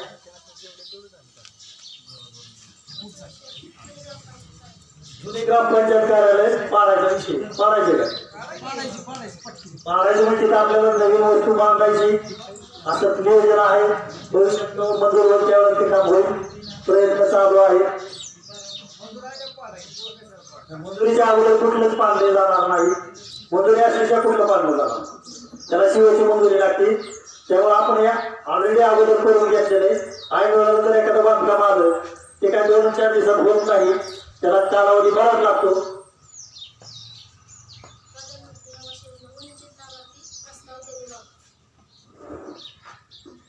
प्रधानमंत्री आवास योजना त्याच्यात ज्याची नावं नाहीत त्याने मॅडमकडे नावं द्यायचे. नावं देत असताना कुणाला देण्याला बंधन नाही. पण भविष्यात त्याचं त्या कॅटेगरीत त्याच्या बसलं पाहिजे किंवा त्याच्या त्या नियमात बसलं पाहिजे ते प्रत्येकाने आपापली जबाबदारी घ्या. काय होतं पण फक्त नाही नाव मॅडमच्याच नावं घ्यायची नावं घ्यायची तर जे काय लाभार्थी असेल त्याची नावं त्या ठरावात घ्यायची. परवा एक किस्सा असा झाला मॅडम, तुम्हाला काय करता आलं नाही, मला काय करता आलं नाही. आजनाथ चव्हाण म्हणजे आपल्या इथलं आहे त्यांना मशीन लागली, म्हणजे मशीन त्यांचा नंबर लागला पंचायत समितीत. त्यांना मार्चचा ठराव मागितला, मार्चच्या ठरावात 2 ग्रामसेवक बदलले, त्यामुळे ठराव त्यांना देता आला नाही. त्या ठिकाणी मी काय करू शकणार नाही किंवा ग्रामपंचायत बॉडी काय करू, ग्रामसेवक काही करू शकणार. कसं असतं, कुठलंही काम अधिकारी कर्मचारी नियमबाह्य करू शकत नाही. तर आपापली नावं द्या, नावं जर नाही दिली तर पुन्हा तुम्ही म्हणा तुम्हाला कळत नाही, कारण आम्हाला कळून उपयोग नाही. आपापल्या लोकांनी आपली प्रत्येक ह्याच्यात बैल गोटा असेल, तुमचं ते काय शेळी गोटा पालन, काय कोंबडी पालन, त्याच्या बऱ्याच स्कीम रोजगार हमीमधनं त्या आहेत. त्या प्रत्येकाने राबवल्या जातात, तिथं काय दुजाभाव केला जाणार नाही. जो बसेल त्याला ते मिळेल वस्तू. त्याच्यासाठी तर ओपन ग्रामसभेचं आयोजन आपण केलेलं आहे.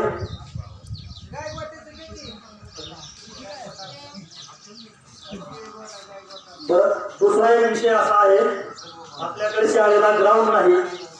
काय शाळेला ग्राउंड नाही, त्या शिक्षकाचे कुटुंब नाही. आणि विशेष म्हणजे आपल्या मुलांना सुद्धा त्याच्या बाबतीत काहीच करता येत नाही.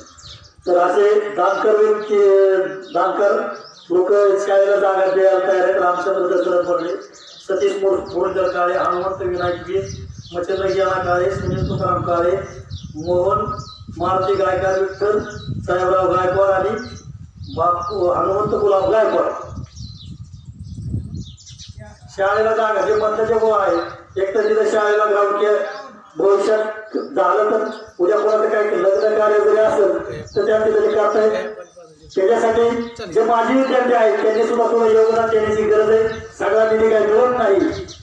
काय शासनाकडे जर आपण बघत बसलो, आज त्या सुहासच्या मुलाला आवर्जून म्हणजे येतो त्याला बोलवलं की गावाला ही गोडी लागली पाहिजे. IIT-ला नंबर लागणं ही सोपी गोष्ट नाही. काय डॉक्टरला नंबर लागणं, कोणा ते सक्सेस करणं हे सोपं नाही. त्यासाठी शाळेचं महत्वाचं, शाळेचं चांगलं नियोजन झालं पाहिजे. शिक्षक सुद्धा त्याला हे करतील.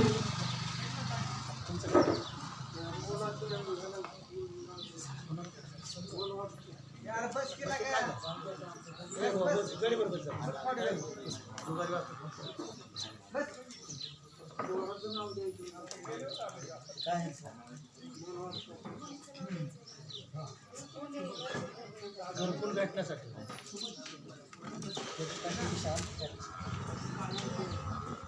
हा, म्हणजे तुमचं काय सगळ्याचे नाव आहे, कुणाचं नाव पाहिजे ते नाव दिल्यानंतर तुमच्या त्या ठरावाला आज गेले उद्या मिळणार नाही. फक्त तुम्ही प्रोसेसमध्ये राहिला, भविष्यात होईल.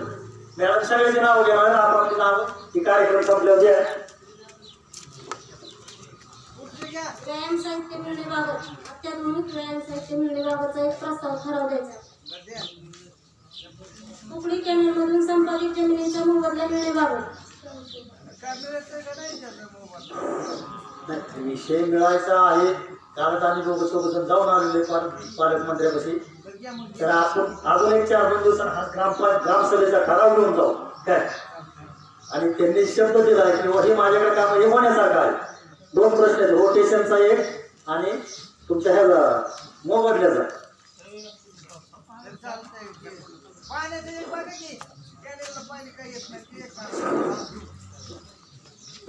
बघा अधिकारी चालले, तुम्हाला काय नाराज होऊ नका की माझ्यासाठी चाललेलं नाही. आणि भविष्यात बदल आपल्या ग्रामसभेत यायचं कारण तुमची सुद्धा त्यात किंमत वाढली. एबीसीचे प्रतिनिधी काय आलेले नाही.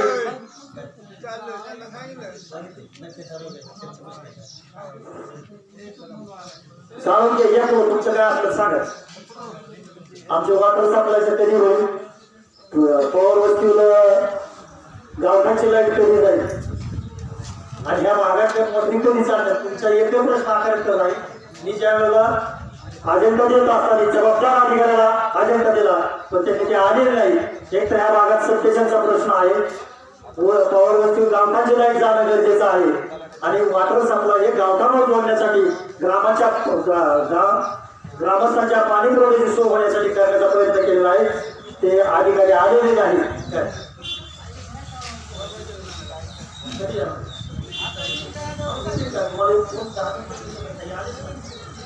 आणि दुर्दैव असं आपल्या गावाने सगळ्या युनिटी केली पाहिजे. त्या 49 नोटीस दिलेल्या आहेत आणि 49 बोर्ड लावलेले आहेत. परंतु काही अधिकाऱ्यांनी त्याची दखल घेतली, काही अधिकाऱ्यांनी त्यांनी म्हणजे दखल घेतलेली नाही. त्यांनी नक्की नाही गावाने विचार करणं गरजेचं आहे. राजकारण हे तुमचं माझं दररोज चालणार आहे, पण हे चाललेलं आहे प्रत्येक लोकांसाठी. उद्या पाणी जर आलं, उकडीला पाणी येत असेल, मोबाईलला असेल, हा विषय सगळ्याच्या निगडीत आहे. पण हे एवढं करून जर अधिकारी येत असेल म्हणजे ही लोकशाही बळकट झाली का कमकुवत झाली हे आपण विचार केला पाहिजे. आणि नक्कीच ह्याचा महाराष्ट्र लेवलला ही आजचं जे प्रशासन सगळं दिलं जाईल. काय जे अधिकारी नव्हते त्याची नक्कीच या ग्रामसभेत नोंद केली जाणार आहे आणि तो ठराव दिवस पाठवण्यात येणार आहे.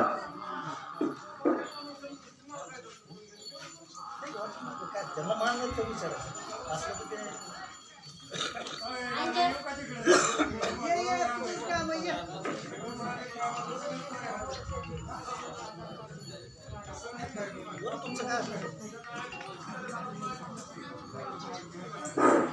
महत्वाची गोष्ट आहे अंगणवाडी सेविकेचं एक म्हणणं आहे की जे 0 ते 6 वर्षाचे त्याचे आधार कार्ड काढलेले आहे, ज्या लोकांनी मुलांचे आधार कार्ड काढलेले आहे ते आधार कार्ड अंगणवाडीत पोच करण्याची जोड आहे. जर अंगणवाडीचं ते आधार कार्ड दिलं त्यांना जो मान होतो तो मिळेल. पुन्हा काय होतं त्यांच्या जबाबदारी पालकाची आहे आधार कार्ड देण्याची. ते काय अंगणवाडी सेवक त्या मुलाला घेऊन जाऊन आधार कार्ड काढू शकत नाही, तर ते पालकांची जबाबदारी पार पाडायची, त्याचा मान त्याला मिळत.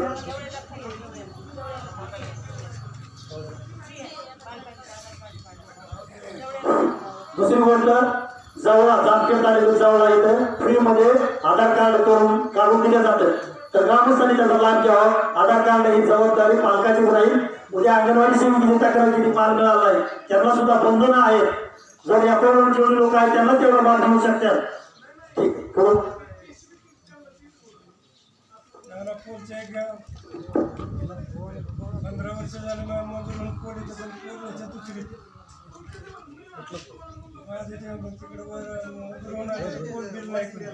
हाय मास्टर बसवायचा जुना मेंबर आहे. तसं नाही मास्टर कोण आल्याने राहून हाय मास्टर बसवायचा. तुझा घर उजेडा दिसलं पाहिजे. आयुर्वेदाचे माझ्याकडे जे विषय आहे अध्यक्षांच्या परवानगीने विषय मी वाचून दाखवते.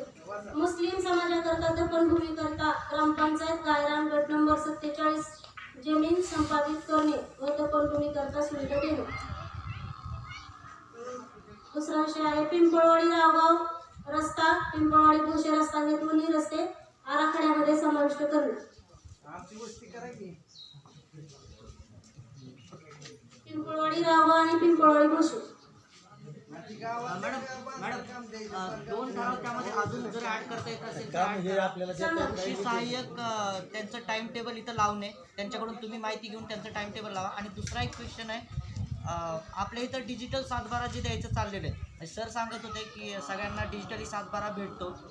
तर ग्रामपंचायतचा एक माणूस आहे जो कॉम्प्युटर ऑपरेटर आहे, तर तो माणूस आपल्या इथं हवा. त्याने कमीत कमी पैशामध्ये 7/12 प्रिंट करून द्यावेत. कारण आपल्यातले सगळेजण शिकलेले नाही आहेत आणि करमाळ्याला जाऊन 50 रुपये लागतात एक प्रिंट काढायला. लिटरली माहीत नसतं लोकांना प्रिंटचे चार्जेस किती आहेत.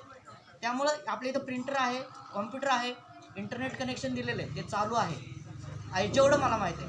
तर तो माणूस इथं यावा कमीत कमी पैशामध्ये त्यांनी सगळ्यांना, कारण तो त्यासाठीच आहे. We are paying it. इंटरनेटचं कनेक्शन चालू झालं ना त्यांना इथे येऊनच नाही जर मी आज सगळ्यांसमोर सांगतो, त्यांचा जर इंटरनेट कनेक्शनचा प्रॉब्लेम असेल जसं तुम्ही म्हणताय, तर मी माझ्या पर्सनल लेवलने त्यांना इंटरनेट कनेक्शन देतो. अजून काय माझ्या जे वार असेल त्या दिवशी काही नाही त्या मॅडम कोण आहेत त्यांची पण माहिती तिथं लावा. जे कृषी सहाय्यकांसोबत त्यांची माहिती, त्यांचा वार लावा, टाइम टेबल लावा. कारण मला स्वतःला त्रास झालेला आहे. ज्यावेळेस मला जन्मास दाखला पाहिजे होता त्यावेळेस जो डिजिटली हवा होता तो मला करमाळ्यात जाऊन काढला होता मी. मग त्या माणसाला 1.5 लाख 2 लाख जे आपण पेमेंट देतोय त्याचा फायदा कुणाला आहे? राईट. नक्की विचार करा. तर सगळ्या अधिकाऱ्यांना बोर्ड लावला मग सरळ सिंपल तो माणूस काढण्यासाठी हे द्या. आणि आपल्या गावातले जे सुशिक्षित माणसं आहेत त्यांना तिथं रिक्रूट करा. विनोद घ्या ते दोन्ही पण ऍड करा. ते पॉईंट जर ऍड करता येत असेल तर नक्कीच प्लीज. विरोध जे आपलं जे कॅम्प्युटरचे जे आहे लाईन चालू झाली कसं चालू जर झाले लवकर त्याचा विचार आता आपल्या कॉम्प्युटर आपलं खराब होईल त्याचं ठीक आहे त्याची व्यवस्था केली जाईल. तो प्रिंटर खराब व्हायला प्रिंटर काय दुरुस्त होण्यासारखं आहे वाटतं पण त्याचे हे कॉम्प्युटर घ्यावा लागेल तो काय खराब होईल ते दुरुस्त होत नाही पाठवलं होता पुण्याला. दुसरा विषय आहे ओढ्यावरील लिकेज बंधारे दुरुस्ती करणे. विजय संजय काळे, अतिश विठ्ठल काळे, हरिलाल पठाडे, विठ्ठल गायकवाड यांच्या गट नंबरमधील काय ठराव द्यायचा आपल्याला. नवीन बंधारे बांधण्याबाबत योगेश पवार, भास्कर पाटील, बनकर गायकवाड, काकडे जगताप यांच्या गट नंबरमध्ये.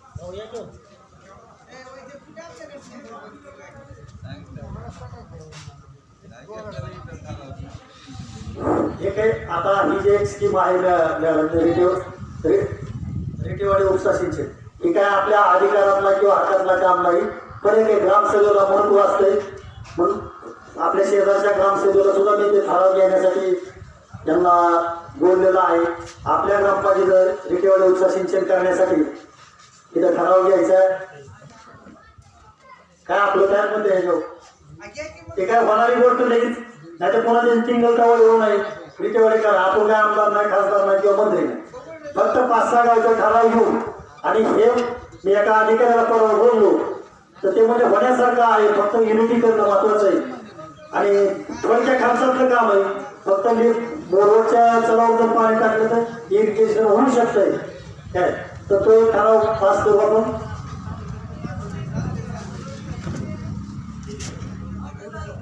दुसरा विषय पवार वस्तीवर नवीन पाणी टाकी बांधण्याबाबत. वस्तूचा विषय असा आहे काय होतं इथं चढ लागला पुन्हा टाकीवरून चढ पलीकडे पाणी जायला पाठीमागे प्रेशर येतोय दोन्ही पलीकडे पाणी जात नाही अलीकडच्या म्हणजे वगैरे आहेत उतार असल्यामुळे पाणी पुढे ढकलत नाही पाणी इकडे प्रेशर येते. जर त्याचं नियोजन असेल जे आपले समान मंदिर आहे तिथं जर टाकी बांधली तर दोन्हीकडे उतार होतं पाणी सगळ्याला समान दाबाने मिळवू शकतंय त्यामुळे तिथे टाकी बांधणं गरजेचे आहे. तर तुम्हाला काय वाटतं जर योग्य असेल तर होय म्हणा नसेल तर नाही म्हणा.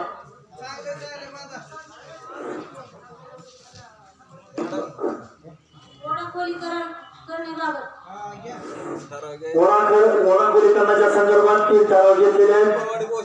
हॅलो एक मिनिट एक जे जुने बंधारे गळते आहे लिकेज बंधारे आहेत त्याच्या संदर्भात एक ठराव लोकपाल बंधाऱ्याला पाठवण्यात आलेला आहे.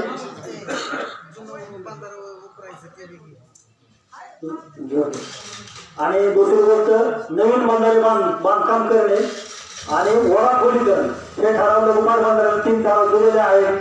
तर त्याचा पाठपुरावा चालू आहे. त्यांचे अधिकारी काय आज आलेले नाही त्यामुळे भविष्यात त्यांना आता आपण पत्र देऊ तुम्ही आला नाही आमच्या गावाची नुकसान झाली तुमच्यामुळे.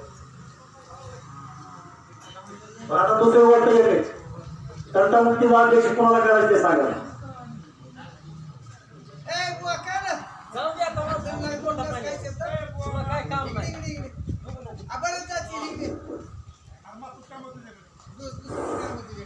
तंटामुक्तीचा अध्यक्ष कोणाला करायचं तंटामुक्तीचा वेळ द्यावा लागेल त्याला वेळ द्यावा लागेल जर बोलवलं तर द्यावा लागेल.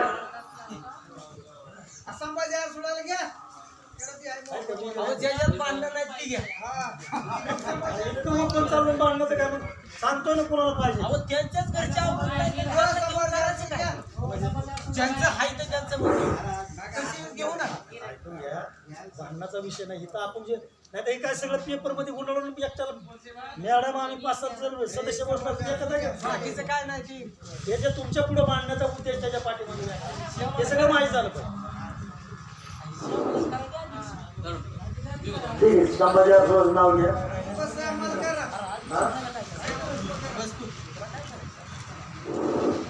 आणि त्याच्यात एक 5-6 लोक सांगा कोणाच्या अजून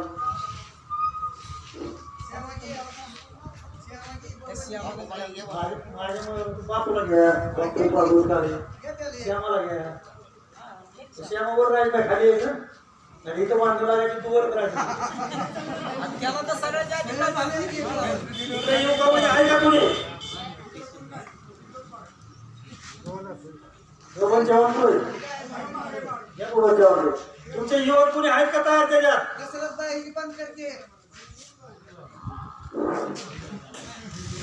अरे सांगा की नाव सांगा काय कर बंधू जेवण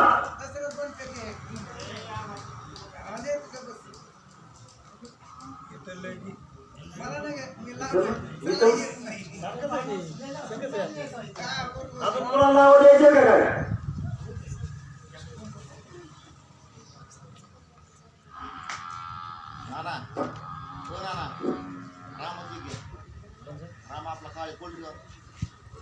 युवकांना म्हणतो युवक सगळं बसत गाव दोन्ही चालवायचं युवकांना पाठीमागे बसत पुढं बसलं पाहिजे. जिथे लांबून माझ्या बघायला दिवस नाही तर आलेला आता तुम्ही पुढं करायचं. रामा आहे तिथे प्रमाणे आणि कुणी येत असलं तर या ना स्वतःहून इच्छा प्रकट केली पाहिजे. कुणी जर स्वतःहून केलं तर भविष्यात तुमच्या शरीराला वळण लागणार आहे. काय करायचंय दुसरी गोष्ट 22-23 15 आराखडा तयार करायचा. काय काय घेतलं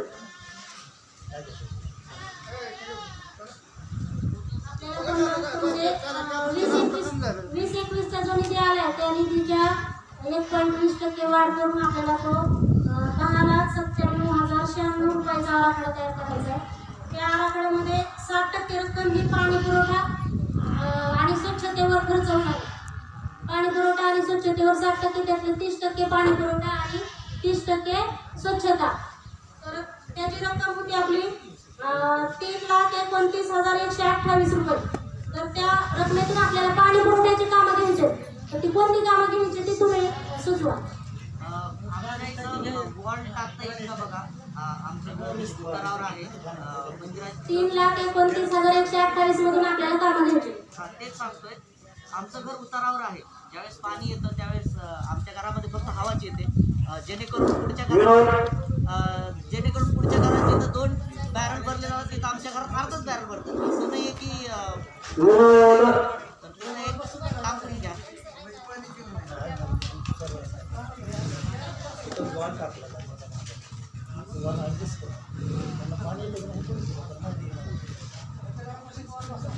काम काय घ्यायचं अजून सांगा. तुमचं वरचा पण प्रश्न आहे.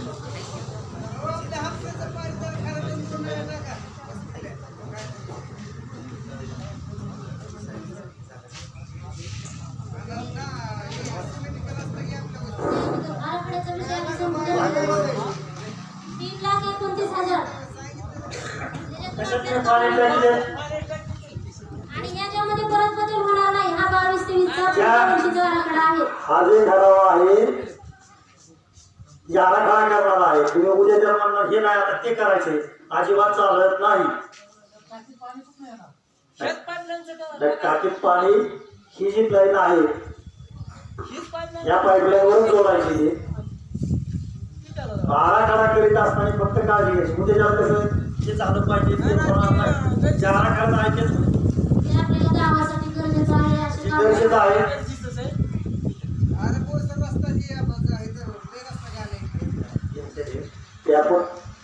त्या आराखड्याचे ठराव बरेच केलेले आहेत.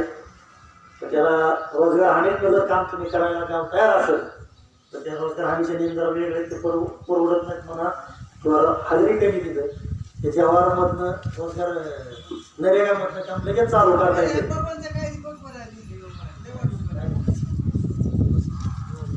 कोणाचा माणूस गेला त्याला मला सांगितलं त्याला तर सोडतो. सांगा. एक काम सांगा.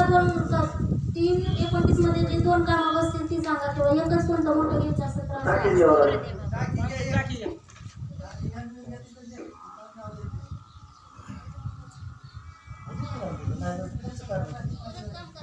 त्याच्या पुढचं घ्यायचं आपण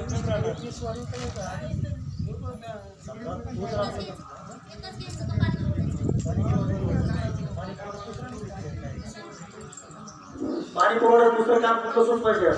आपण टाकी पॉवर टाकी बांधण्यासाठी त्याचे ठराव दिलेला आहे. जर दुसऱ्या योजनेत झाला तर ही जे 3,29,000 रक्कम जी आहे दुसऱ्या ह्याच्यासाठी वापरतायत, तर त्या अनुषंगाने एखादं दुसरं काम सांगून ठेवा. पाणी पुरवठ्याच्या संदर्भातलं पाहिजे.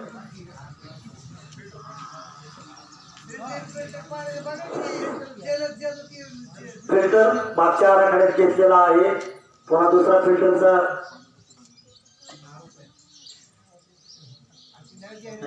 आपण जिल्हा परिषदकडे त्याचा पाठपुरावा केलेला आहे. फिल्टरचे मागणी केलेली आहे. आता ते मिळणार न म्हणलं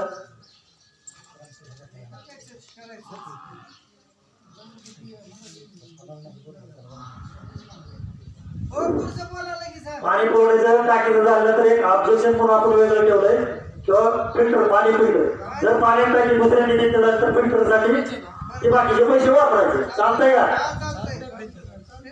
त्यानंतर 3,29,128 हा स्वच्छता आणि आरोग्यावर खर्च करायचा. स्वच्छतेवर काय काम द्यायचं आपल्या गावामध्ये?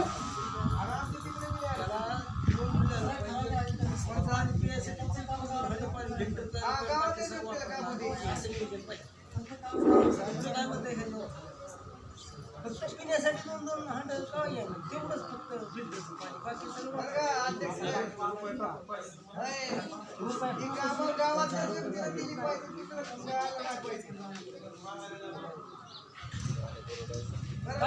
सांगा की सदस्यांनी स्वच्छतेवर 3,29,000 रुपये खर्च करायचा आहे. तर त्याच्या संदर्भात काय करायचं सांगा. योजना पुन्हा राष्ट्रीयसाठी शाळेची स्वच्छता डे टू डे केली पाहिजे. तिथं अजून ऑपरेशनल नाहीये शाळेची संडास जी आहेत. आता शाळा चालू होती पुढच्या वर्षापासून. हे तुम्ही तुमचा येऊन ह्याच्यावर लोकांना केलं पाहिजे. तो मास्क घातलाय मलाच करा म्हणलं लोकांना तरी करा. नाही माझं म्हणणं आहे की जे शाळेत शाळेचं नवीन शौचालयाचं आपलं एस्टिमेट तयार आहे. ते बांधकाम चालू होईल सर. शाळेचं बांधकाम असं करायचं ते नाही. नाही म्हणजे मी त्याच्या बांधकाम आहे त्याच नाही पण जे बांधकाम झाल्यानंतरची गोष्ट करतोय ऑपरेशनल. नाही आता दुसरी गोष्ट शाळेचं जे हा विषय बरोबर बरा निघाला. शाळेचं जे शौचालय बांधायचे तर मॅडमचं आमचं मत आहे की शाळेच्या कंपाऊंड मध्ये बांधायचं पाण्यात टाकेल. कोणाचं काय त्याला विरोध आहे का? काय होतंय हे इतकं जे 5 वर्ष कशामुळे चाललंय उद्या त्या लोकांनी म्हणलं नाही पाहिजे तिथं कसं काय घेत नाही गावात. आणि ते काय पाण्याचे टाकायचं नाही ते त्याला श्वेत खाटायचं जे टॉयलेट होणार आहे म्हणजे जागेवर ते पाणी मुरवणार आहे. ते चालतंय का बघा. सगळ्यांना चालत असतं ते घेऊन टाकू.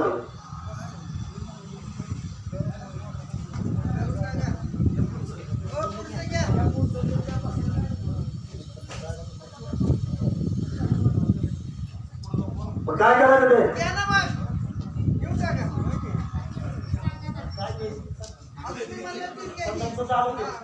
त्यांच्याकडे 2,00,000 कुठं आलं.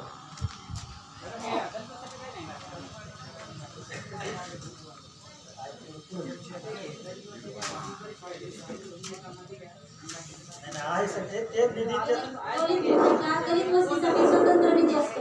तो विषय सगळे नियमाने सगळे विषय येतात.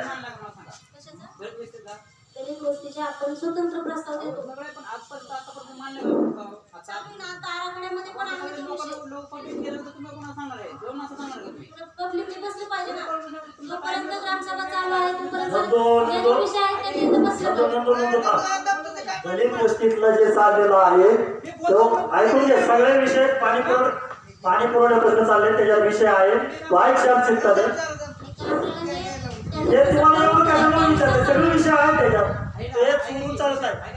दलित वस्ती असते पुन्हा दिव्यांग पुन्हा तुमचे हे सगळे जे आहेत त्या स्कीमा ग्रामपंचायतीला राबवावंच लागतात. त्यामुळे त्या विषय पुन्हा आहेत त्याचे तुम्ही त्याला अरे आता लोकांनी एवढा जर आम्हीच मोकळे का लोकांनी थांबलं पाहिजे ना. थांबलं पाहिजे का नको. तुमचं काय मत आहे थांबलं पाहिजे.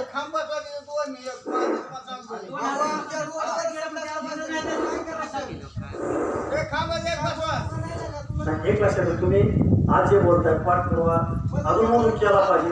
त्याचे ठराव दिले जायचा. ठराव मी दिलेले आहेत. सुरत माझी काय झालं काय आम्हाला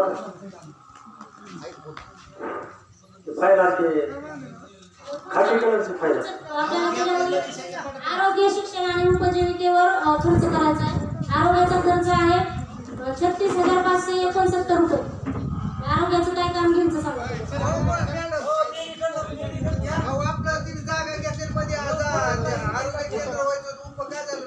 हे आराखडा आपला 15 रुपयाचा चालू आहे. आता 15 रुपयाचा आराखडा त्याला ते स्वतंत्र उपकेंद्राचं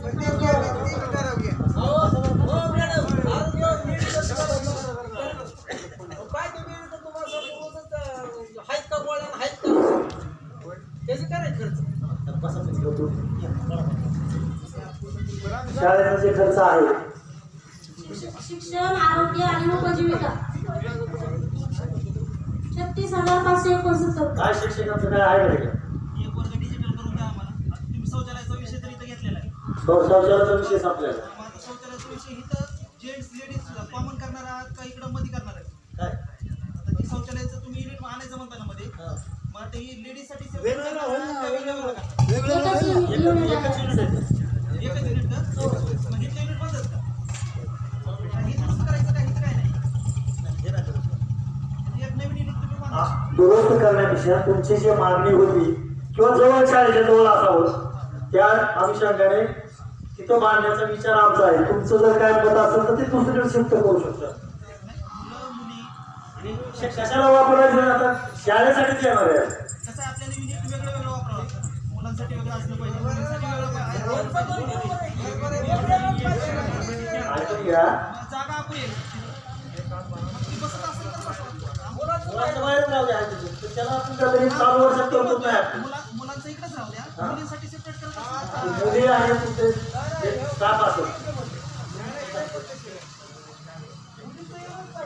तुमचं उपजीविका म्हणजे ज्यामध्ये आपण शेतकऱ्यांसाठी प्रशिक्षण, महिला बचत गटांसाठी प्रशिक्षणाची कामं घेऊ शकतो. याच्यामध्ये 36,569 रुपये. आपण याच्यात रक्कम कमी जास्त होऊ शकते, म्हणजे ही अंदाजित रक्कम आहे.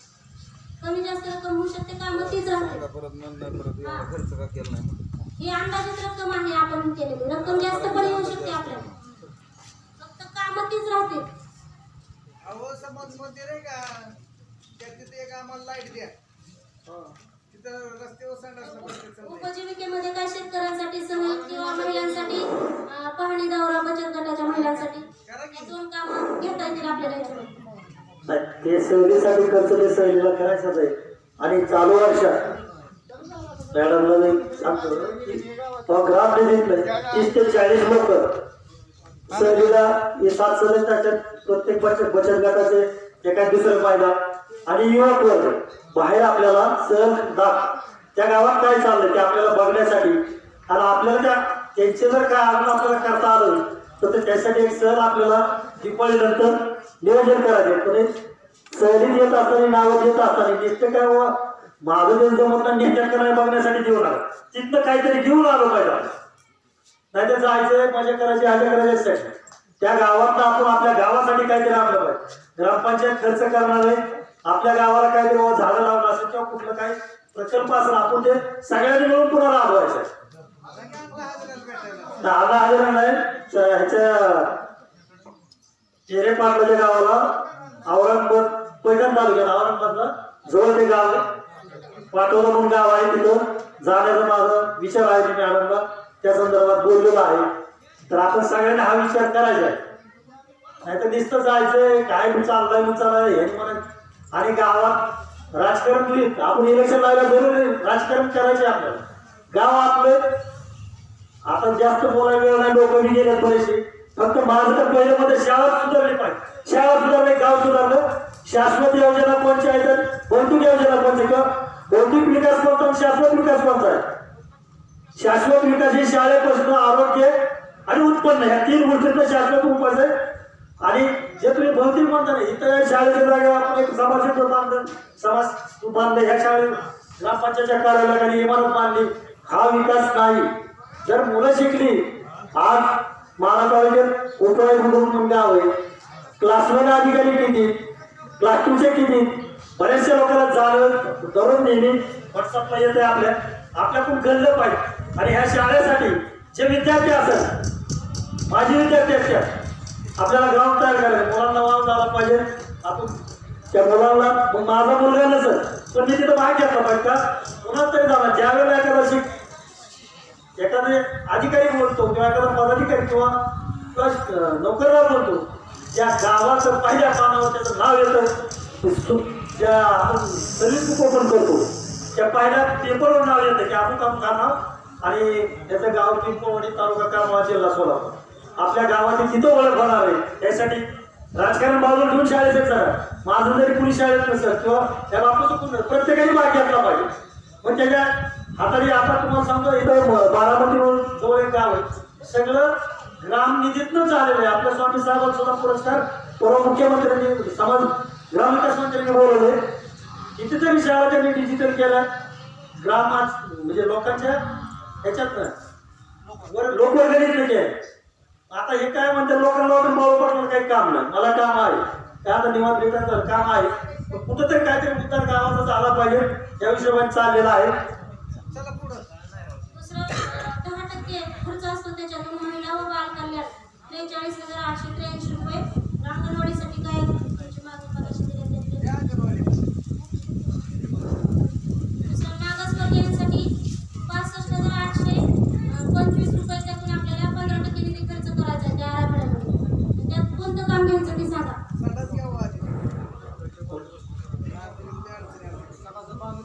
मागासवर्गीय वस्तीमध्ये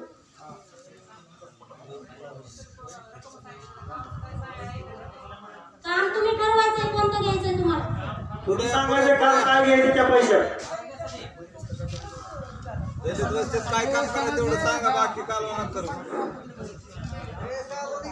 काय काम करायचं तेवढं सांगा कमी जास्त होऊ शकतात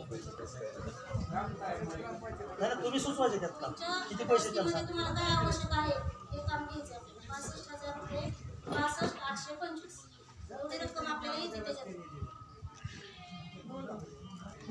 काय काम बसवायचं असं काय बांधायचं बरं एक मी सुचू काम चालेल तुला जे आता आपला लोकरे ते वाचनालय ते कॉन्क्रिटीकरण होते पण मध्ये त्या रोडला जोडून आज जे लोक रोग कामल्या त्या गोष्टी तिकडे निघाला त्याला कॉन्क्रीट रोड घेऊन टाका चालतंय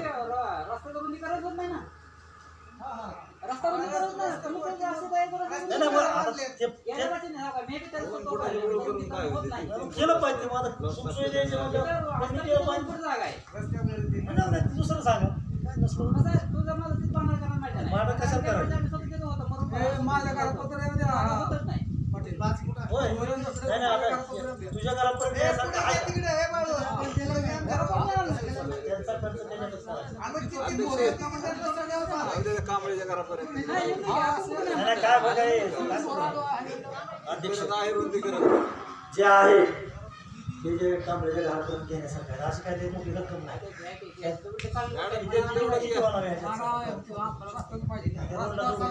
आपल्या नोकरीच्या घरापासून वाचनालय पण ते 2 दिवस चालू वर्ष आहे त्याला जोडून पण आपलं काय 10, 20, 50 फूट वरती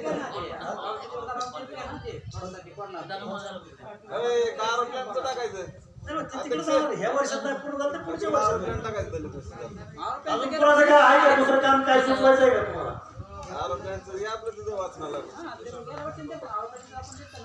आपण जे आता दिलेलं आहे नोकरी ते वाचनालयाकडे 78,000 रुपये द्यायला निधी मात्र दरी वस्तूला 78,000 रुपये तिथं खर्च करायचे ते इस्टिमेटला दिलेले आहे त्यामुळे कसं आहे पुन्हा ते कामावर काम बदलून झालं ते पुन्हा करता येणार नाही म्हणून आणि पुन्हा बदलता येणार नाही पुन्हा पुढच्या ग्रामसभेत तुम्हाला आता का होत नाही तुम्ही घेतलं त्यावेळेस पण ते बदल होणार नाही याची लक्षात घ्यायला जास्त गरजेचं हा सर्व खर्च 22-23 मध्ये होणार आहे सध्या नाही चालू लगेच नाही होते 22-23 मध्ये खर्च आहे पण जर इथं जर जागा नसेल पुन्हा करायला 22-23 ला तर ते तिथं करता येईल का पुन्हा पहिलं काम झालं जर राहिलं काम शिल्लक तर होईल तिथं ते मॅडम आपलं कांबळेच्या घरापर्यंत रोड द्या बारीक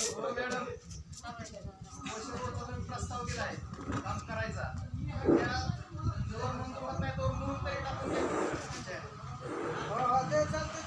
गोसेवाच्याला भरून टाकण्याची व्यवस्था करायची आहे परंतु 2.5 ते 3 महिन्याला मी त्यांना 100 रुपयाचा स्टॅम्प आणून दिलाय की संमती द्या म्हणतो नाही 1 मिनिट ऐकून घे 1 मिनिट ऐकून 10, 20, 50 हजार भरून टाकून रस्ता होत नाही आपल्याला ते आराखड्यात घालायचे.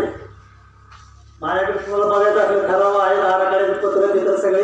आणि मगाशी जे आपण ठराव घेतलाय आराखड्यात असल्याशिवाय पैसे पडत नाहीत. फक्त 25-15चे पैसे आमदार खासदार टाकू शकतात किंवा जिल्हा परिषद अध्यक्ष. बरोबर आहे मॅडम. जर ग्रामपंचायतीला जर खर्च करायचा असेल किंवा ग्रामपंचायतीमार्फत जर काम व्हायचं असेल तर तो आराखड्यात असल्याशिवाय जिल्हा परिषद करत नाही. मुरुम टाकायची व्यवस्था करायची आपल्याला. पण जर त्या भागातल्या लोकांनी सह्या दिल्या तर रायगाव रस्त्याचं झालेलं आहे, सगळ्यांनी सह्या दिलेले. त्याच्यामुळे तो प्रस्ताव ठराव घेतलेला आहे आपण त्या आराखड्यात घालण्यासाठी. तर याची व्यवस्था तुम्ही सुद्धा सगळ्या त्या भागातल्या शेतकऱ्यांनी घेतली पाहिजे. आज 2.5-3 महिने स्टॅम्प दिला कोणीच सह्या करायला. काही दिवस दीपक गायकवाड होता, काही सत्य म्हणतो होता, काही दिवस आता अनेक कुणाकडे ही मला सांगता ना. तर तो विचार करा तुम्ही. कायमचा जर रस्ता करायचा म्हणलं तर त्याला आराखड्यात जाणं गरजेचं आहे. आणि आमदार खासदारचा निधी दिला तर 5-7 लाख येतो, ते कुठतरी 50 फूट होणार, 100 फूट होणार असं होणार आहे. तर आराखड्यात गेलं तर भविष्यात 2 वर्षांनी 5 वर्षांनी तो रोड होऊ शकतो.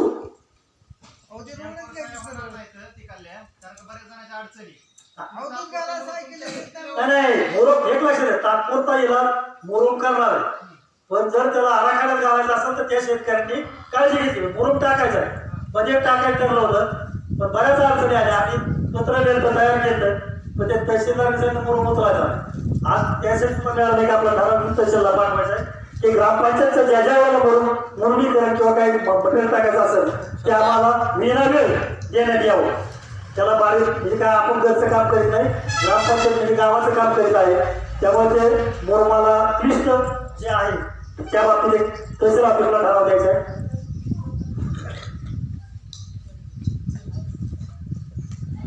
पुढे बोला मॅडम, पुढे काय राहिलं का?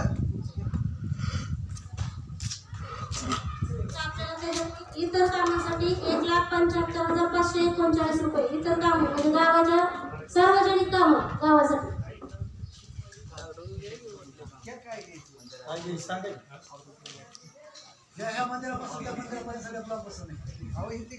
इथं काय ते रस्ता मंजूर आहे काय? इथं रस्ता मंजूर आहे काय? मला ते होतोय नाही होतं, कधी होते ते काय सांगता येत नाही. वाढण्यासाठी विचार समोर आता पलीकडे कुठं आहे ना मंदिराकडे टाकायसारखं.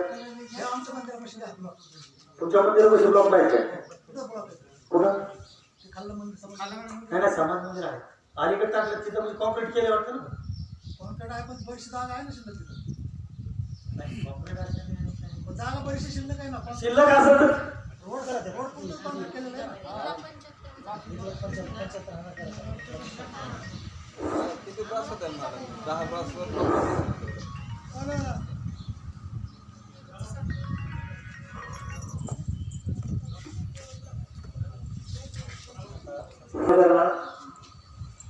जे आपले बाळासाहेब बर्डे आहेत त्यांच्यापासून जे खाली रस्ता आहे त्या रस्त्याला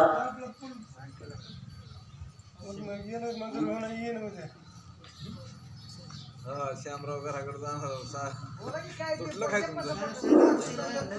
त्या रोडला किती त्या रोड किती नाही माझं मत काय निघण्याची परिस्थिती आपण बघतो रोडच्या कडला. काँक्रीट रोड असेल, काँक्रीट रोड असा तर टिकाव होते. प्युअर ब्लॉकचं निघाल्यावर काय उपयोग होत नाही त्याला. आता त्या कोर्टात आपल्या स्टँड पाशी निघालेला आहे. कॉन्क्रीट जर ओतलं तर निदान 10 वर्षी काय होतं, निदान आम्ही आहे तोपर्यंत गावा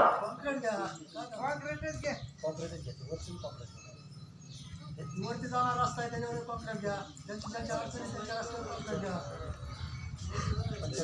काय करायचं? एवढं रस्ता तेवढं कसं?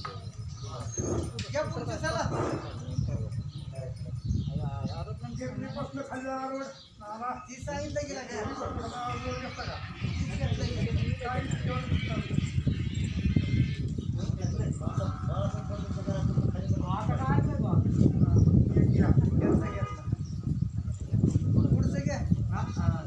एक आहे बाकी सांगा कोणाच्या काय अडचणी असते तर आपण जो निधी शिल्लक राहतोय तो निधी शाळेच्या डिजिटलायझेशन साठी राखीव ठेवा. थोडा म्हणजे अमाऊंट नका फायनल करू, राखीव ठेवा. रस्त्याला 1 लक्ष द्या. त्या रस्त्याला 75,000 करा. रस्त्याला आपण खालच्या रस्त्याला 75,000 1 लाख रुपये शाळेसाठी त्यात तुमच्या ग्राउंड झाडं लावली जाते किंवा काय जे करता येईल ते करता येईल. डिजिटल वगैरे हा डिजिटल मग ते बाकीच्या काही लोक सहभागातून घेऊ आणि ते त्यांच्यातून काही निधी घेऊ असं पण करू शकतो. मग तसा ठेवा कारण बरं झालं बाहेर आठवण करून दिली. काय होतं आमचं डोकं हँग झालं ते मोबाईलचं. कसं आहे माहिती का आपण पाठीमागचं पत्रामध्ये सगळं दिलेलं आहे. मॅडम त्या ह्याचं एक ठराव घ्या आपलं. विठ्ठल गायकवाड मोहन गायकवाड यांच्या वस्तू रोड तयार करणे आणि कुठं नाही घ्यायचं.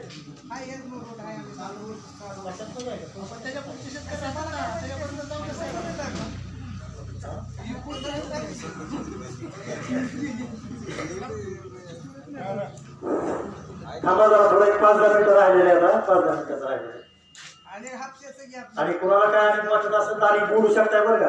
नाही तर आमचं ऐकायचं जायचं असं नाही. तुमचं जर काही कल्पना असेल तुमच्या जर काय आयडिया असेल तर तुम्ही ती सांगितली पाहिजे. सौरवरची वस्तू एक 2-3 करणार गायकवाड वस्ती कोमण्या वस्ती पुन्हा जगताप वस्ती कतुर चव्हाण पुन्हा इकडं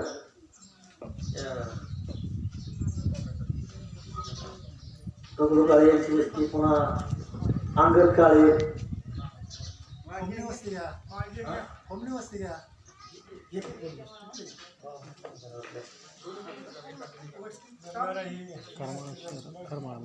शहरामध्ये आता ISS सेंटर माहिती सेवा केंद्र भरपूर प्रमाणात आहे.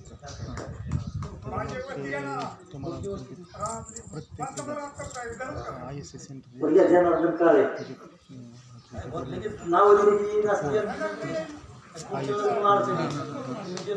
खेड्यागावातून तुम्ही घेतलेलं आहे. ते त्याची शिक्षक उपसरपंच सदस्य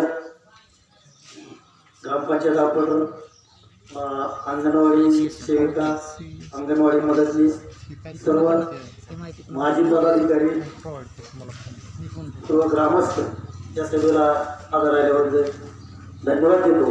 आणि इथनं पुढं हा विषय असा आहे ग्रामसभा घेण्यामागचा उद्देश वेगळा आहे की आपला विषय आपल्यापासून गेला पाहिजे. काय बेकारांनी यायचं हे असं नाही तसं नाही म्हणून हा उहापोह केलेला आहे. जे अधिकारी आलेले आहेत ज्याला त्यासाठी स्पेशल ठराव घ्यायचा नावाने सुचायचा की त्यांनी अधिकाऱ्यांनी ग्रामसभेला उपस्थित राहिले नाही त्यामुळे आमच्या गावाचं नुकसान झालेलं आहे किंवा ती माहिती मिळू शकते नाही. त्यामुळे पुढील योग्य ती कारवाई करण्यात यावी म्हणून असं बीडीओ आणि शिवला आपण ते ठराव द्यायचा आहे. तो ठराव आवर्जून द्यायचा आहे. एक 5-10 मिनिट वेळ एक तर योजना ज्या आहेत ऑफिसमध्ये विचारून व्यवस्थित होत नाही. गाव लेवलला योजना तळागाळापर्यंत जाऊ शकतात. त्याच्यामुळे आपण हा उहापोह केलेला होता. भविष्यात बी करायचं आहे आपल्याला. पण एक आहे मी सरपंच मी लोकसेवक ह्या भूमिकेत मी काम करणार आहे. मी सरपंच मी काही करणार नाही. जनतेला विचारून करण्याचा माझा विचार राहणार आहे. पण काम चांगलं असो वाईट जनता करायची म्हणलं की करायचं.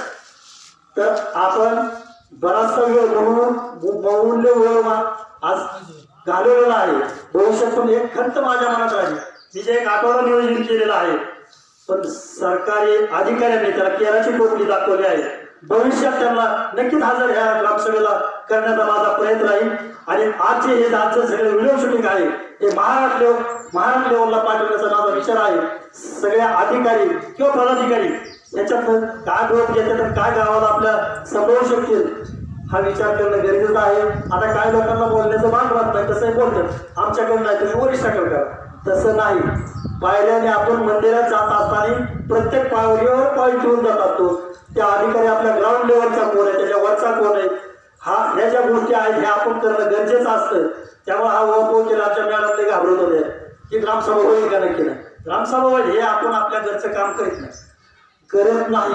त्यामुळे आपलं प्रामाणिकपणे काम आहे. त्यामुळे कुठलीही अडचण येणार नाही.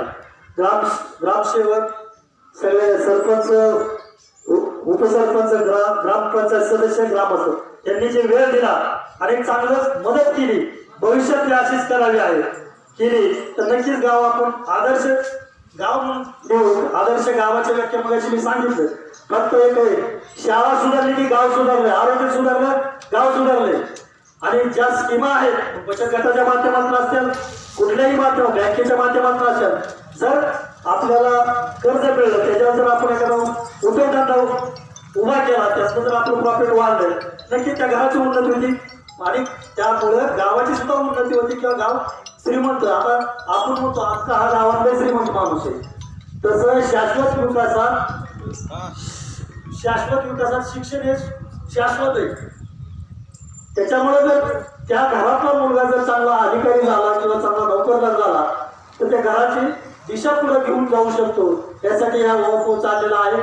माझे ग्रामस्थांना एक विनंती करण्याची, जे आजपर्यंत शाळेत शिकले किंवा कोणी शिकले नसेल, शाळेसाठी उदार हाताने मदत करा. एखादा समजा 10 लोकांनी रुपये दिला तर 10 रुपये होतात आणि एक जण जर 10 रुपये द्यायचं म्हणलं तर जर कोण विचार करतो, हा विचार प्रत्येकाच्या मनात उरला पाहिजे. राजकारण सोडून एक शाळेच आहे.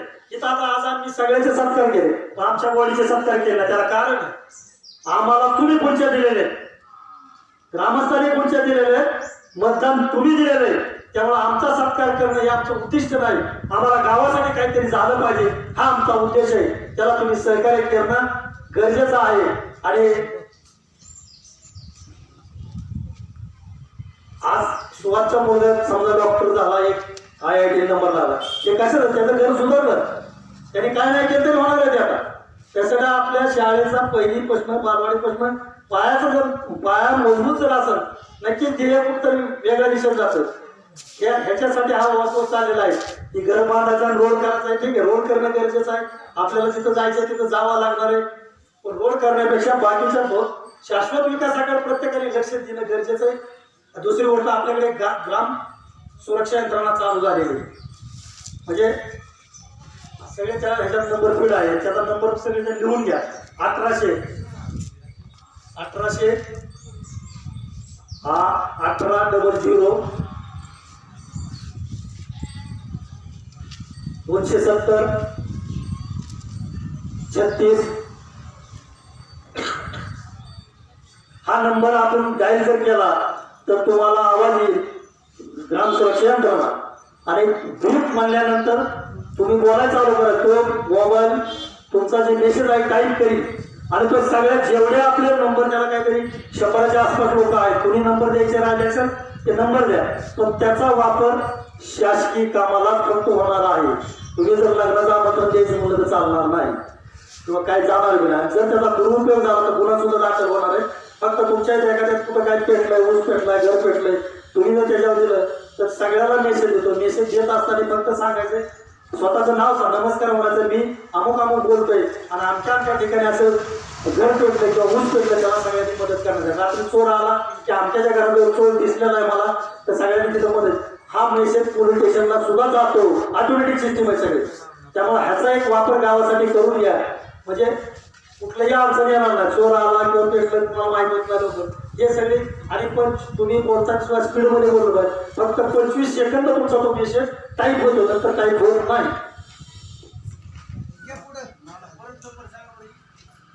1800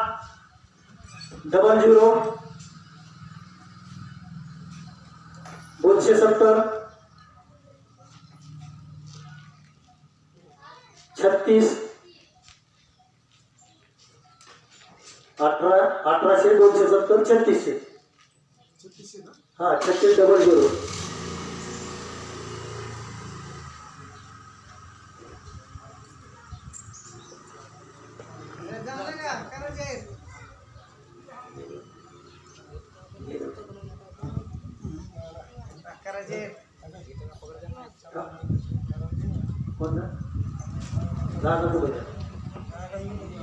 बघतो नाही मी वस्तुस्थिती का म्हणतोय, ज्या वेळेला त्याला ठराव घ्यायचा आहे त्याला जागा ठरावावर उपलब्ध करून द्यावा लागतो.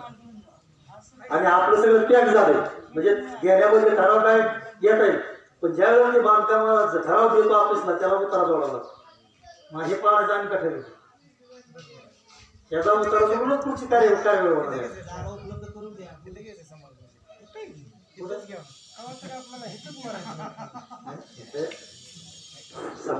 समज मध्ये समाज मंदिरात एक ठराव द्यायचं. जागा कुठे द्यायची सांग. आपला ते देतोय ना. देतो मग ते. तुम्ही यावं ना. ते देईन ती. आमचा आम्ही ठरवतो मंजूर तर करून घे. स्वतःची ते देईन ती. हो मॅडम, नंतर ती जागा चालते. पण ते चालते. इकडं देईन का मग? आपला जीवन इकडं. गॅस नाही काय? काय राहिले आभार व्यक्त कोण करते? मॅडम करा. बाई, एवढी आपल्याकडे शिकलेली माणसं आहेत. हॅलो, मी बोलत असताना काही चुका झाल्या असल्या किंवा कोणाला म्हणजे राग आला असेल किंवा मी एखाद्याच्या भावना दुखवल्या असतील त्याबद्दल सर्वांची मी माफी मागतो. जय हिंद, जय महाराज.